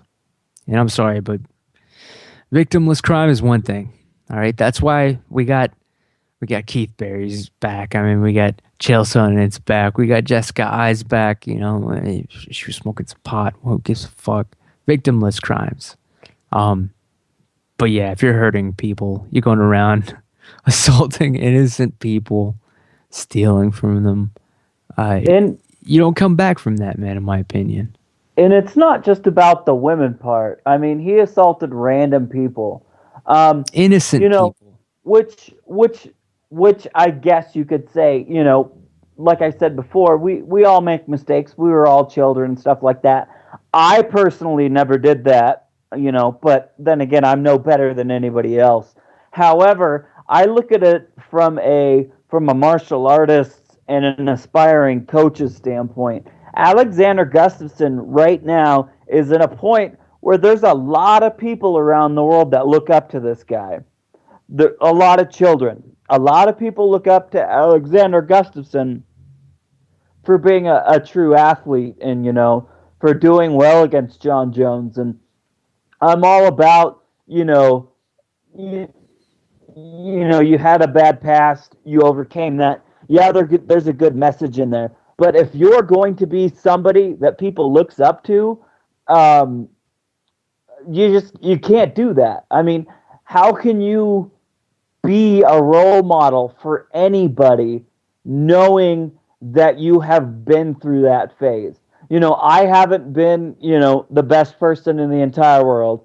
I've had my own issues, but I'm not on the cover of video games and on your television screens. And if I was, then, I don't know. I would have a hard time doing that if I had the history and the records that this guy has done. I mean, I'm sorry, it's just unforgivable. And to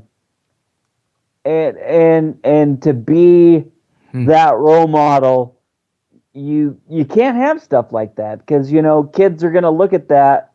Hopefully they're going to be smart enough to know. I mean, because we have those problems in the world enough as it is, and now your favorite fighter, the guy that's on your T-shirt, you just found out that he was once a pretty horrible fucking guy, and that I don't know. I mean that kind of rubs me the wrong way, to be honest with you.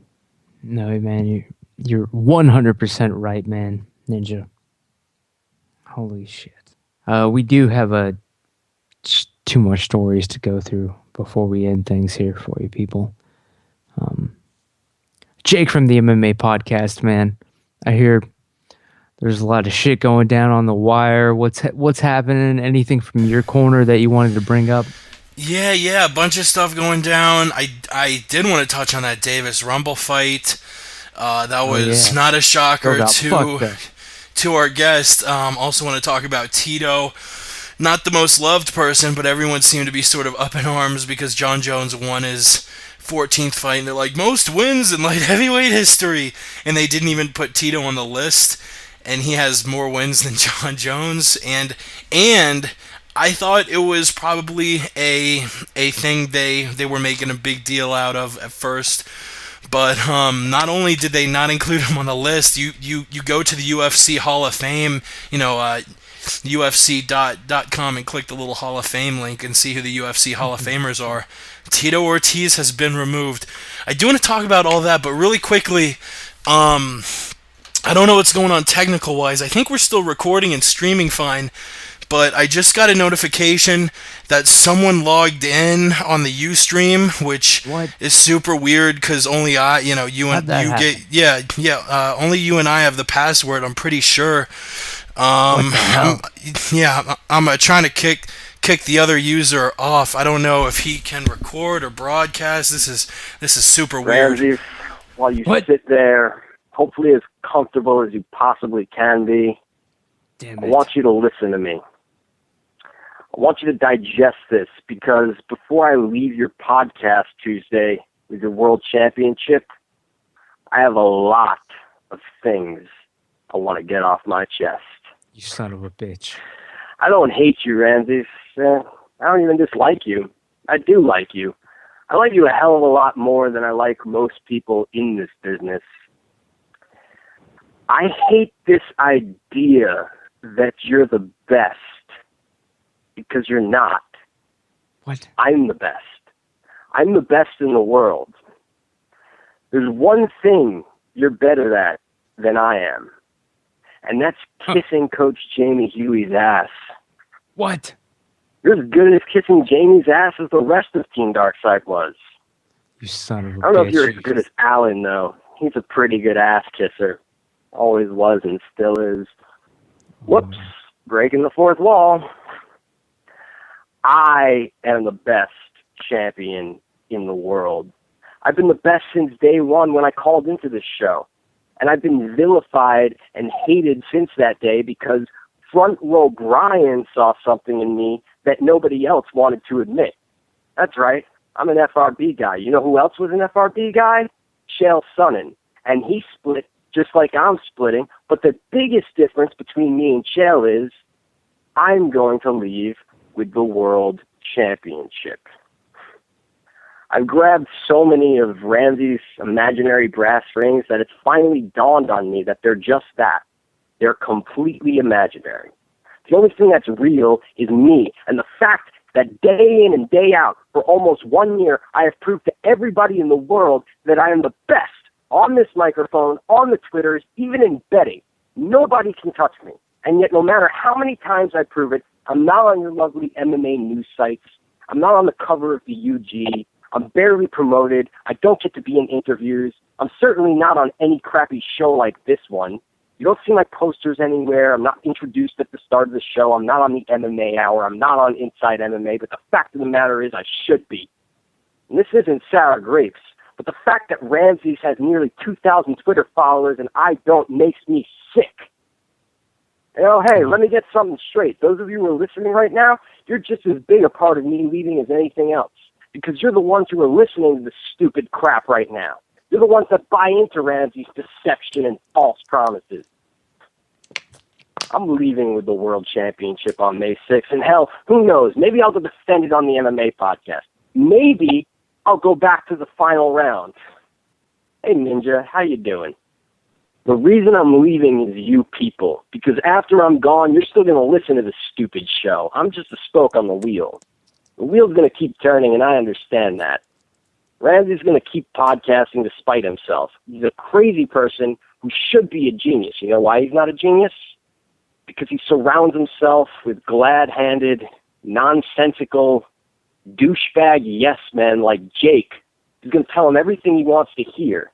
And I'd like to think that maybe this show would be better off if Ramses was dead. But the fact is, it's going to be taken over by his idiotic fighter and his doofus co-host and the rest of his stupid podcast family. Let me tell you a personal story about Ramses, all right? He claims he's got this word on the street. Well, Son of a bitch. You son of a bitch. Yeah, you're damn right I cut your ass off. You're damn right. All right? Don't bring out the Vince in me. Don't do it, Ross. He's toying with me now. He's playing with me. I've tried giving this man enough space, you know when you try to ignore what the mentally disturbed or handicapped person next to you is saying or doing. You're trying to be polite. But this guy, he comes at me with this. Can you believe it? I'm sorry that our audience had to even bear witness to that, man. I let his rant, I let him go on. You notice I didn't cut him off until, well, it just went a little bit too long. I wasn't going to do that to you people, but you notice I let him speak his piece. And what did he do? Tried to spread more lies. He tried to sell his snake oil, if you will. This man, this dare I say it, this little man who calls himself Ross Finkelstein. Yes, he was the former trivia champion on my show. He was. But let me break down the fourth wall for you. This Ross guy, I totally carried him, all right, people? I put him over. Every competition that he won, every trivia challenge, it was rigged. All right, Ross, you hear me? You son of a bitch. You were never the true champion. It was all part of my evil plan to put you over, just to sell tickets, because people, honestly, they want to see your kind fall. All right? And I'm telling you right now, you can come back May 6th. But as far as being the reigning defending champion of the Word in the Street podcast, you're fired. You're fired. And that's the bottom line. Wait, how in the fuck are we supposed to follow all that up? Ninja, I'm going to take Ninja. Ross Finkelstein on May 6th in a trivia challenge / rap battle / dance off. Who do you got, honestly? I mean, I don't care whose side you take, but that's what's going down, and that's the bottom line. Whose side do I have? The Ninja does not pick sides. The Ninja goes for only one man, and that is the Ninja. It's true, man. Are you gonna ask me? Yes, Jake. Who do you have in the upcoming the showdown, the trivia WrestleMania of MMA podcast media? Me versus Ross the Jew Finkelstein, May 6th. For all the, not only all the marbles, the belt, the honor, and let's face it, the girl. Who do you got? Can you dig it, sucker? Look, I don't give a damn who wins on May 6th, because on May 13th, I've earned my title shot. I'm going to take on the winner on May 13th. Whoever wins on May 6th, they're going to be the champion. Enjoy the belt the 7 days you got it. Because May 13th, I'm stepping in the ring. I'm not only going to finish you, I'm not only going to take the belt, I'm going to retire you. I'm going to make sure that you never are heard on the word on the street again. Ramses, I hope for God's sake it isn't you, because you're the host of this show. Ross won't make a difference. We haven't heard him aside from his promos for May 6th in like 7 years now. But all I know, May 13th, I'm stepping in. I'm taking the gold. I'm taking the Jew gold. I'm taking the girl. I'm taking everything you own. May 13th. But realistically, I don't know. Ross is a big betting favorite. I checked the Bovada line the other day. They have been pushing the line for the Word on the Street Championship a while. I think they've gotten over $10 million of action on it. Ross, a pretty big favorite. Ramsey's coming in, I think plus 450 was the last line I saw, similar to the Jones Glover line. They're saying you don't have a chance in hell. But, you know what? I don't care who it is. This Ross guy, I'm going to take everything he's got, everything he's ever hoped for, all his dreams and aspirations. He is going to feel like Hornswoggle, the bastard son of Vince McMahon. It's a little inside, I understand that, people. But it's time to open your mind here. There's a lot more similarities between the UFC and the WWE than you would think, and that's the bottom line. But people, before I do wrap this show up, I do want to go around one time just to make sure that nobody has anything they want to get off their chest, any topic that perhaps we might have Tito, missed. man, what do you think? That's right. Think about the UFC blackballing him pretty much. Yeah, he was erased. Like in the movie Back to the Future when Marty McFly is looking at the Polaroid picture of his family. They have successfully erased I love that. Tito I love that metaphor from the time stream itself. And you know what? That's their damn right. Tito, he just went too far. Talked his shit one too many times. I mean, you know, the Randy Couture, let's face it, it's only a matter of time before he's completely deleted off the face of the earth as well. You know, it's their company, it's their web servers, it's their Hall of Fame. You know, it's not like they're actually a part of like recognized governmental history or anything. This is a private company here. They can do whatever the hell they want. And yes, they are erasing Tito Ortiz from history, just like Vince McMahon did when the WWE erased Chris Benoit from total history after he murdered his wife and son.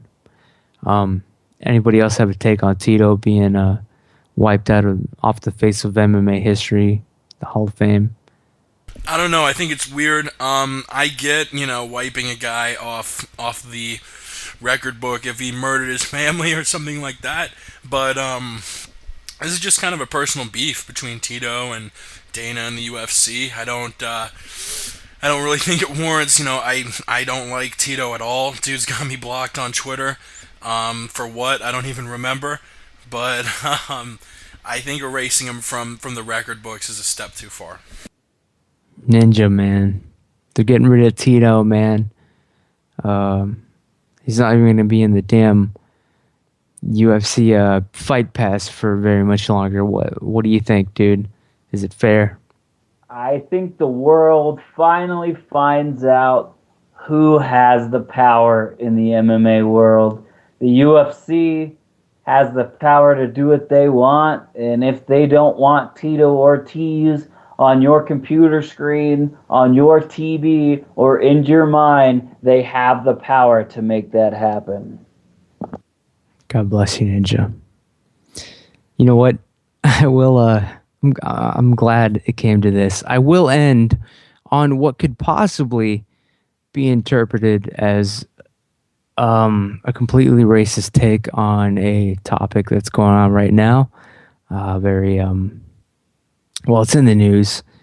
The NBA owner, the racist 80-year-old owner of you guys are gonna have to help me out. The Clippers, Donald Sterling.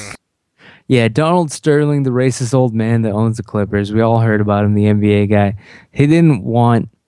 His girlfriend or whatever the hell the arrangement was, the dude, she recorded him saying some racist shit. He's an 80-year-old man. He was born before the civil rights movement. He grew up before the civil rights movement. And guess what? He's 80 years old, and there's still a little bit of racist left in him. Everybody was, of course, outraged. It was the end of the world for anybody involved in the MMA hemisphere. It was completely ridiculous. The guy's 80 years old, in my opinion. He probably didn't even know what the hell he was really saying. He probably does not even know what year it is. I just want to address the NBA Donald Sterling, a racist guy. I want to say this. From what I heard, and yeah, I'm glad I saved this for last. If you're offended, guess what? I was joking. All right, except I'm not. But guess what? Now you can't come at me. Anyway, my take, and it's the honest, that this is it. My honest to God, like, this is it, man. Sounded to me, from what I heard, I didn't really listen to the tapes like multiple times or anything, but from what I heard while I was doing other shit and listening and on to the radio or whatever, and they played the tapes. This old guy, he basically was trying to tell this bitch that he didn't appreciate seeing her posting Instagram pics of herself with big black dudes. And you know what, people? I've had a girlfriend before. I've been in a relationship. You get a little possessive. You get a little crazy sometimes. And yes, you don't want to see pictures of your girlfriend on her Instagram hanging around any dudes, let alone big black dudes looking like daddysnightmare.com or whatever the hell the website is.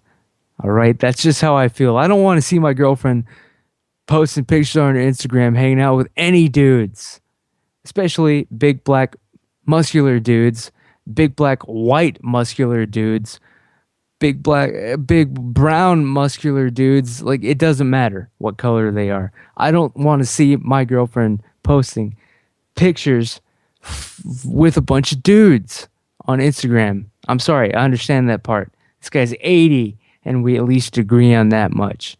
And then coupled with his 80-year-old mindset, I mean, come on. Come on. He probably, he's a rich white tycoon. And he's 80 years old, people. Do you know anybody that's 80? If you do, it's pretty rare. Congratulations. But yeah, are they 100% there in your mind? Do you know an 80-year-old that is 100% there in their right mind? If you were to carry on a conversation with an 80-year-old person, you'd hear a lot of crazy shit. Would they even remember saying it a couple of minutes later? Probably not. Well, he did also say, "Don't bring them to my basketball games," and then he went on to say, "quote, talking about the problems around the area where the Staples Center is, I believe." A problem with tenants before, saying, quote, "That's because of all the blacks in this building. They smell, they're not clean. And it's because of all the Mexicans that just sit around and smoke and drink all day. So we have to get them out of here." That actually, that was not a quote with the woman. That was a previous quote from a testimony, I think in '05. But I'm looking up the other quote. He said some stuff about, like, that's just history. Black people don't like Mexicans. White people don't like black. Like, went on this really weird, like tirade where it sounded like he was just like trying to explain history, but he was just actually being incredibly racist. But I mean, I do get the point you're making. I mean, I was raised in the South. Alan, who I think rejoined the call, was raised in the South. I would be lying if I said there weren't some old people I was related to who had some really, they're not bad people, but they just had some racist, things they like to say. Yeah, they grew up in a racist world. of course, like, how are you gonna be like that shit? Like I said, what we were getting at with being a violent criminal offender. That's how you grow up. Does that ever leave you? I don't know. I don't think so. Um, but yeah, I gotta say, this guy, just leave him alone. He's an old 80-year-old man. You're you're video recording him like you're just This a is young gold digger, obviously. Like, give me a break. This poor this Yeah, is fucking he guy. he should have saw it coming too. That's what's really funny. He's 80 though. He shouldn't have. Like, that's No, being with that chick, like he should have expected for oh her to yeah. fuck him over at That's any point in time. that's another thing that doesn't make sense. If he's such a racist, what's he doing with this chick? this He was is just talking. Because he's just didn't fucking want- her. It doesn't matter. He just this is he didn't actually want a to- I have a really, really funny excerpt from ESPN.com. Quote, players Sam Cassell, Elton Brand, and Corey Maggette complained to me that Donald Sterling would bring women into the locker room after games while the players were showering and make comments such as, look at those beautiful black bodies. I brought this to Sterling's attention, but he continued to bring women into the locker room. What This the dude was fuck? born in the Well, look, 40s. let me just say one thing. It's really funny. This dude, as far as like morally and everything, he's a sack of garbage. All right. I mean, he's got a warped sense of reality. Especially like the type of people like him that are rich. Like they lose sense of what being a regular person is like and how regular people feel. They turn into monsters. They'll fuck people over. They'll do anything to get by. They're evil. Okay. And I don't hate rich people, but some of them really are fucking evil. Yeah. And the real funny thing about this whole story is all the outcry, the outrage, like all the terrible people that are butthurt over it. You know what's funny? He's the only legal victim in this whole entire situation because California is a 2-state consent law for phone tapping. Yeah. So in actuality, he is going to turn around, and if he loses all of this because of that, he's going to sue the fuck out of her. And it's just funny because he's evil and he's the actual victim here. It's kind of ironic to me. Yeah, it's funny how certain people are like, I want to kill Donald Sterling. Fuck Donald Sterling. Should anyone want to kill Donald Sterling? No. Should anyone even want to lay a hand on him? Not really. He never said he wanted to harm anyone. Which I'm not trying to take the guy's side, but like, I mean, like they are playing this up so much. I literally watched the the Bayern Munich Real Madrid Champions League game earlier, and Fox Sports News or Fox Sports Live came on Fox Sports 1 afterwards, and literally for about an hour, all they talked about was Donald Sterling.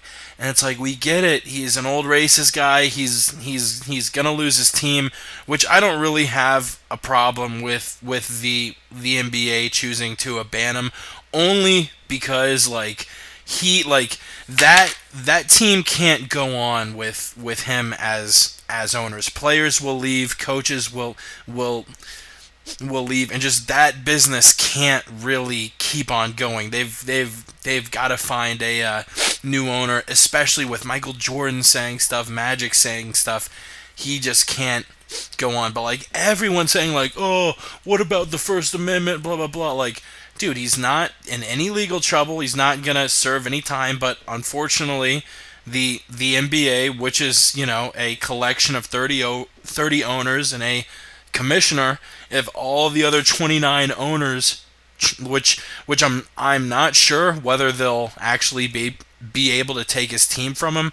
I think they can ban him from being involved with the team and showing up at the team HQ and going to games, but they can't make him sell his team, I don't think. So if he really wants to be a stinker, I think he can keep his team.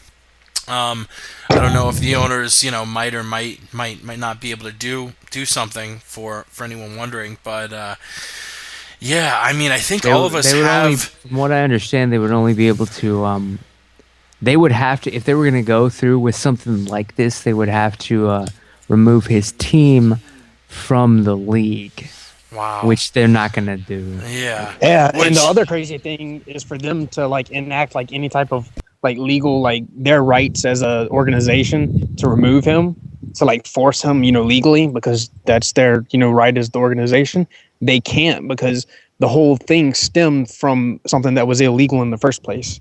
So whatever lawyer that he Right. gets Yeah, is there's going to no be able to case. play that. So, well, I mean, they do have a case as far as, if it wasn't illegal, then they could do whatever they wanted, like Jake, because I didn't know about all how the collective bargaining agreement and all the team organizations worked. I didn't know about that, so I was all like against them taking his team from him unless he agreed to sell it. No, they But can't do that. They can just it, remove his team from the league, is what they would do. yeah, but I mean, he already said he's not selling it. I mean, I don't wish any ill will to the dude, but it. He doesn't know what It's the fuck he was saying. He's 80 years just old. stupid. God damn it. The whole point that we're focusing on this, I know.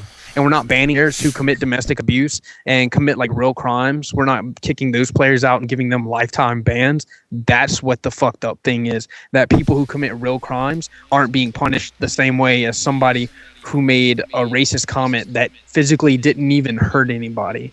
that's a super Sorry? I was just saying it goes to show you like how our country, the way that we're headed. I mean, it's so stupid. Like, I don't know. That's a super fucked up thing.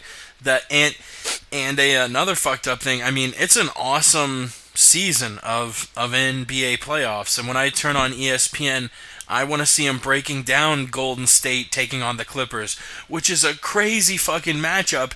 Instead, we're all focusing on Donald Sterling. Dr. Jack Ramsey, one of the greatest names in basketball, passed away over the weekend. He didn't get nearly the due he should have gotten because everyone's talking about Sterling. And I think all of us are sort of on the same page as like, yeah, he's Shaq saved himself a damn. He's definitely storm. an asshole. He's definitely an asshole, but they're making way more out of this than they should. What about Snoop Dogg? Sorry? I said, wait, we haven't heard from the world famous Ninja on this topic yet. Definitely. I want to hear this shit. So let me drop some reality for you guys. Let me drop some reality for the world. I definitely don't condone what this guy said. I'm not a racist. I don't condone racism. I don't even condone his words because his words created hate and caused hate. People, death threats, that's not good to do. Having that said, who in the hell cares what this guy said? This world is full of like 3 billion people, and we're going to focus on what one rich old guy says? Who cares? The fact that we're even talking about it on this show to this extent is ridiculous. I mean, it might mean a lot to a lot of people. I understand that. I am not a person of color, so what he said didn't offend me, but who cares? He could have came out today and said he hates the world famous Gracie Ninja. He can come out and bash me and say anything he wants about me. Who cares? I'm not going to care. Why are we putting so much emphasis on what this guy says? He's just one person in a world full of many, many, many more people. As soon as he opened his mouth, why are people still listening to him? As soon as he opened his mouth, everybody should have stopped listening to this guy and shut their ears off. Because he's not thinking straight. Maybe he is thinking straight. Maybe that's his take on reality. But that's just his opinion. Who cares? Damn right. Ninja, what happened on Raw last night? I haven't had a chance to see it yet.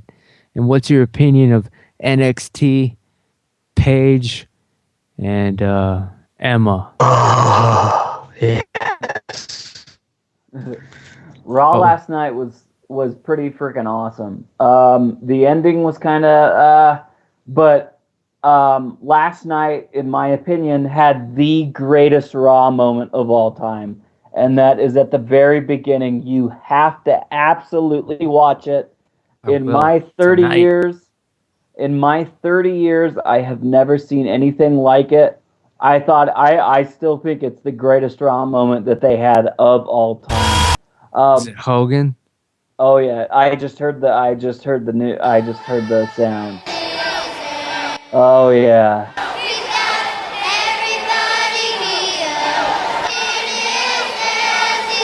Oh God!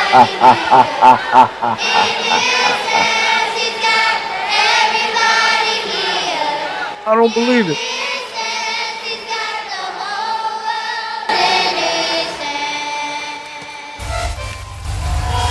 Oh, that is the greatest thing of all time. How about for anybody listening who has never watched wrestling in their life? Can you sum it up in one sentence? What the hell we just listened to? One sentence. You gotta watch this. This is like the creepiest and coolest thing I think wrestling's ever produced. I thought that shit was corny. Did you really? I thought it was Damn. fucking awesome. Alan. I didn't think the entire thing is stupid. I just thought that certain aspects of it, like the fact that they were all wearing choir robes, that was really stupid. I definitely think that they shouldn't have had a whole kids choir, maybe like 10 kids, not like 50 of them, and they should have been dressed like the It has Wyatts. 50 kids out there. Yeah, like Oh, Jesus Don't, Christ. it was just don't listen it was to it was these like crackpots. This is It- fucking awesome. it was cool, but there was certain things about it that just like missed the mark, I feel, and At the it just at the it end didn't where it didn't at come the off end as where- creepy to me. at the end where Bray Wyatt just laughs was kind of stupid. Yeah, I that was gotta admit good, that. and the one kid sitting in his lap actually wasn't too bad.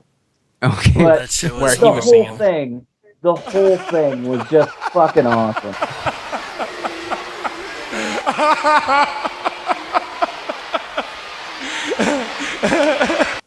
Okay, for anybody that's listening and has no fucking idea what the hell these people are talking about, the WWE is pro wrestling on television, and there's some storyline running where these guys called the Wyatts, the Wyatt family, they're a bunch of hillbillies, like Texas Chainsaw Massacre style, kind of like On the if bayou in Louisiana. right. I If might add. if you saw True Detective, it's like they ripped off the bad guy. Anyway, that's who they are, right? And so they have this angle in the WWE wrestling show where these guys come out, and for some goddamn reason, they want to beat the hell out of this guy named John Cena, who is like the goody good GSP type champion of pro wrestling, the WWE. So basically, nobody knows, or I mean, I'll put it up to Ninja and Alan. Can you tell me right now what the Wyatts actually want, why they hate John Cena, and how many times we're going to have to fight this dude before this is over? Because they fight him basically at least 2 or 3 times a week. And for some reason, you know, they still hate this guy. I'll go ahead and field this one first. Go ahead, Ninja. The reason is John Cena's a huge fan favorite, not with like males 18 to 30 something, but with children, and he's played this hustle, loyalty, and respect, and you can boo me and cheer me, and but I'm just happy you have the energy. One of those annoying people that are just happy that you're making noise or something. It's weird. But what the Wyatts are trying to do, and this feels kind of weird right now talking about like fake storylines, but anyway, I'll keep going with it. What the Wyatts are trying to do is they're trying to bring out the monster in John Cena, the bad guy in John Cena. They're trying to create doubt, and that's what they tried to do at WrestleMania. Right. I was gonna wait. I want to bring this up. Yes, that's what I gathered that the Wyatts were trying to bring out. That's from his rambling speeches. He was trying to bring out the evil in John Cena. But at WrestleMania, like you were talking about, Am I the only one that can understand his speeches? Yes, that's what I'm getting at. But No, I let me- understand them too. They're brilliant. wait. I was just gonna point Let out. me play a Best- quick sample speech for anyone who has no idea what the fuck this dude's sort of speeches are like, because he definitely yeah. has a unique style. Yeah, the head of the Wyatt family. Fascinated with pride. It is my favorite sin. It has the power to blind even the strongest men, even those who claim to be immortal. Hey kids, take your vitamins and say your prayers. All praise be to the virtue of hustle, loyalty, and respect.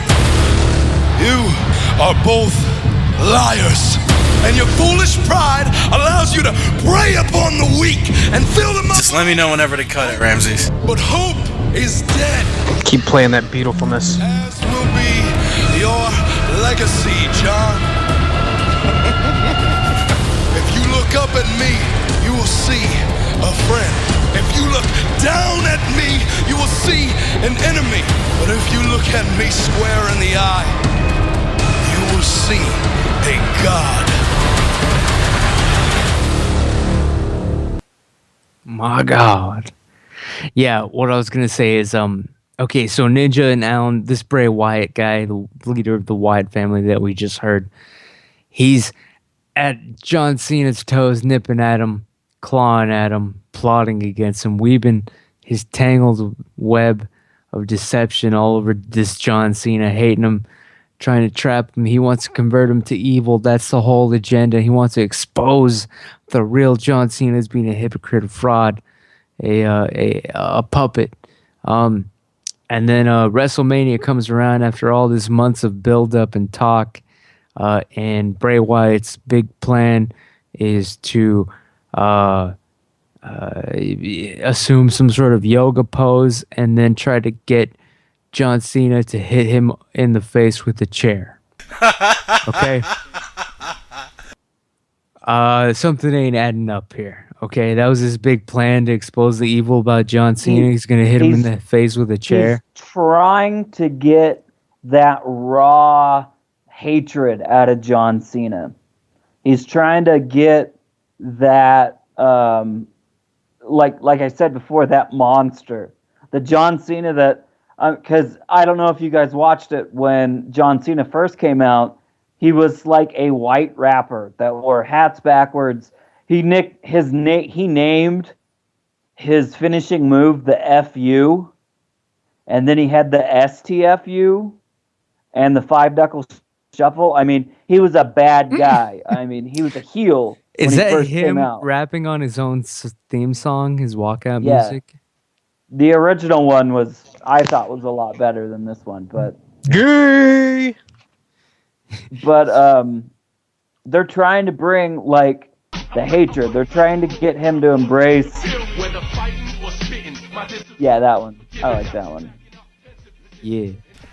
Go ahead, Ninja, or should I play this shit? No, they're trying to get, Play that shit and let the ninja keep spitting. they're trying to get. I can recite this one word for word. It's funny. They're just trying to get him to embrace that people hate him. Is what all this sums up to. And they almost got to him at WrestleMania. They almost got him to break that code of hustle, loyalty, and respect. And because you can't have like John Cena be a selling, a huge seller for children, and like we were talking about for Ain't Alexander no such Gustafsson. thing as a halfway crook. Exactly. Like we were talking about, I mean, he's an idol to children. Children have his wristbands and hats and shirts and stuff, but you can't have an idol, to these children, that somebody that they look up to, hitting people with steel chairs and like throwing them through tables and doing all. You just can't do it. It's counterproductive for the face, for the the money that John Cena is going to make. So they almost got him at WrestleMania. Now they're locked in a cage. This Sunday at Extreme Rules, Bray Wyatt is locked inside of a cage with John Cena. and we'll see if John Cena can be the animal that Bray Wyatt thinks that he is. Officer Allen, what's your take on this crazy Wyatt family shit, man? This angle in the WWE, John Cena, his past as a horrible rap artist, everything, man. We're just getting the WWE segment out of the way before we wrap this fucking podcast up. I don't hear a damn thing. Yeah, I'm here. The audio problems. Bray Wyatt, what a breath of fresh air, you know. I mean, he's leaps and bounds better than his dad IRS ever was. His promos, man, they're just like the Warrior. They captivate people, not necessarily because of what he says or the message, but just the style and the just the way he carries himself, man. What about It's the just- shit I was talking about? The whole build up from months to WrestleMania, and his plan is for John Cena to hit him with a chair. It ain't gotta ain't respond over. to that. It ain't over yet. WrestleMania is not where you end storylines. What would have happened if John Cena smacks him in the face with a chair and knocks him out? It's Like, gonna happen. The It's crowd coming. cheers, and John Cena just pretends to be horrified. John Cena's gonna turn. It's coming. I don't think so. They would have done it at WrestleMania. No, WrestleMania. No, you don't want all. You'd rather them on a small pay-per-view or special event. You'd rather have something like that happen because you already know people are going to tune in for WrestleMania. You don't want to throw any curveballs in there because that's what you do with the smaller shows. That way it draws more viewers. If you do that on the big show where you already pretty much have a set audience, that you've already gonna have just because of the spectacle, they're already tuning in. You want to throw that curveball in there on something smaller, like how they do with the having the Money in the Bank guy cash in on the smaller shows. It kind of works its way out. But I think it was the right call not to pull the trigger and to keep the feud going, and maybe we'll see something really special on Extreme Rules. I mean, it is cage match, and crazy things do happen, and I see them going all out and something crazy happening, man. Officer Allen, man, what's your take on this whole Bray Wyatt and the Wyatt family appearing with all these little kids, man? All these kids decked out in masks. Who knows where they got these kids from? What's your take on that, man? You said it was a little corny, or what were your thoughts on this, man? Because this is getting a little extreme here, man. These kids, violence, the WWE ring, what they did to poor, not Hornswoggle. God damn it, we were talking about it earlier. Paige got hurt. I loved Paige. I loved her and her excellent body, dark hair, creamy white skin. The body that I got to touch. Oh, you've actually met her? Oh, yeah. Damn. Yeah, and I got to touch. And Was she that- touched me. Was that at WrestleMania, dude? Yes, it was. She's a nice piece. I probably had her, but it's fuzzy memories, Yeah, you probably did. She did smell like, old stinky dirty tacos. Yep. God bless her. But she got injured. Totally stunk. You know what? We do need to wrap this up, people. But yeah. Sorry about the wrestling talk for anybody that has no idea what the hell was just being discussed. But trust me, get back into wrestling. Get the WWE Network. It changed my life. Along with UFC Fight Pass. Watch that latest episode of TUF Brazil 3. The archive. Building. Day by day. They have the Mike Pierce versus Seth Baczynski fight. Check that one out. Yes, Duke Baczynski. I actually reached out to him earlier today. But I don't like talking to that guy, man. We go way back if you've listened to the podcast before. But yeah, let's go around the horn here, people. I did really quickly. I brought it up, and I never got to play it. I just wanted to play this for the lulz. Snoop Dogg's racist response to being mad at Donald Sterling for being a racist. Did you see this? No, let's hear Message it. to the mother that own the Clippers. You redneck white bread chick. You, your mama, and everything connected to you, you racist piece of No. you. I guess it was censored, but that actually made it funny because he cussed so many times. Yeah, and isn't Snoop Dogg like best friends with like all types of like Yeah, and he's calling him white wealthy bread. politicians? Like what? Yeah. You, I hope your mom. every person who ever is like white who like has anything to do with Snoop Dogg better fucking pull the race card out on him and call him a fucking racist. If you don't, then you're a piece of shit. Because double standards, they don't fly. Fuck that. You, your mama, and everything connected to you. I'll He pretty much play got it it all there. one more time. It was so fucking good. A message to the mother that own the Clippers. You redneck, white bread, chick.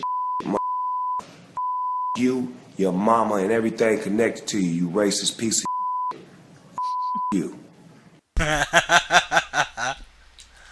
Got it all, man. You, your mama, and everything connected to you. It's kind of weak sauce coming from a wannabe softball player. No kidding, man. Yeah, Snoop Dogg, man. What is he now? He's got to at least be 53 years old. Let me Wikipedia that shit real quick. Snoop. It's Snoop. It's How about we Snoop don't Lion, Wikipedia by it the and way. we just forget about Snoop and pretend like he doesn't exist? I think he lives in Louisiana. Snoop Dogg Fuck no. is 42 and he lives in I think he lives in LA, the California area. Only 42. That's actually kind of surprising. Nah, he's got to be at least 50 years old, man. It's all this guy. I don't trust anything on the internet, man. Nothing except the Wait. word on the street. Wait, so we're going to wrap the show up having heard a promo from Ross, a promo from Ramses, and a promo from Jake, and we're not going to hear a promo from the best promo man in the entire world, the world famous Gracie Ninja. Is Yo. that what's about to happen right now? The only thing that needs to happen before that, what is the Gracie Ninja's promo music? I kind of liked, let's do Ether from Nas. All right. Yeah, man. I like and it. either from the ninja to send us out of here. Let's do Jake it. from the MMA podcast, available on Twitter. Where, before you kick this off? Let him cut the damn promo, son. All right, let's do it. Let's do it. This one goes out to Vanderlei Silva. Vanderlei Silva, you want to put out some propaganda against the king of your world, the king of my world, the king of everybody's world, JLP Sonnen. You want to call him a racist? You want to spread some bad words about this guy? That's bad news for you. Listen, I've got some bad news because time is ticking away in a few short months. Yes, I said months. You have to. It's signed on the dotted line. You have to show up in Las Vegas. You have to step in that ring. You have to look across at the greatest fighter in fighting history, JLP Sonnen, and all the promos, all the bad words, all the propaganda is not going to stop Shale's fist from raining down on top of your face. You got double legs from a guy wearing a t-shirt, shorts, and flip-flops. Imagine what he's going to do to you when he's ready to battle. This guy was just minding his own business. You come up to him, you want to start something, and he puts you down. Imagine what's going to happen when he's ready for you, when he looks you in the eyes and there's nowhere to run. They lock that cage door, Vanderlei Silva. They lock that door and there's nowhere you can go. The only place you can go is forward, and that's not going to happen because when you attempt to do that, Chael Sonnen is going to put you down. Vanderlei Silva, your time is about to come. This is burning through your soul like ether. It's almost time. I'm excited. A few months, until the official retirement of the man known as Vanderlei Silva. You're damn right. Yeah. That's right, people. You heard it. The Ninja's sending us out. Jake from the MMA Podcast. What do you hear? What do you say? Where can people find you?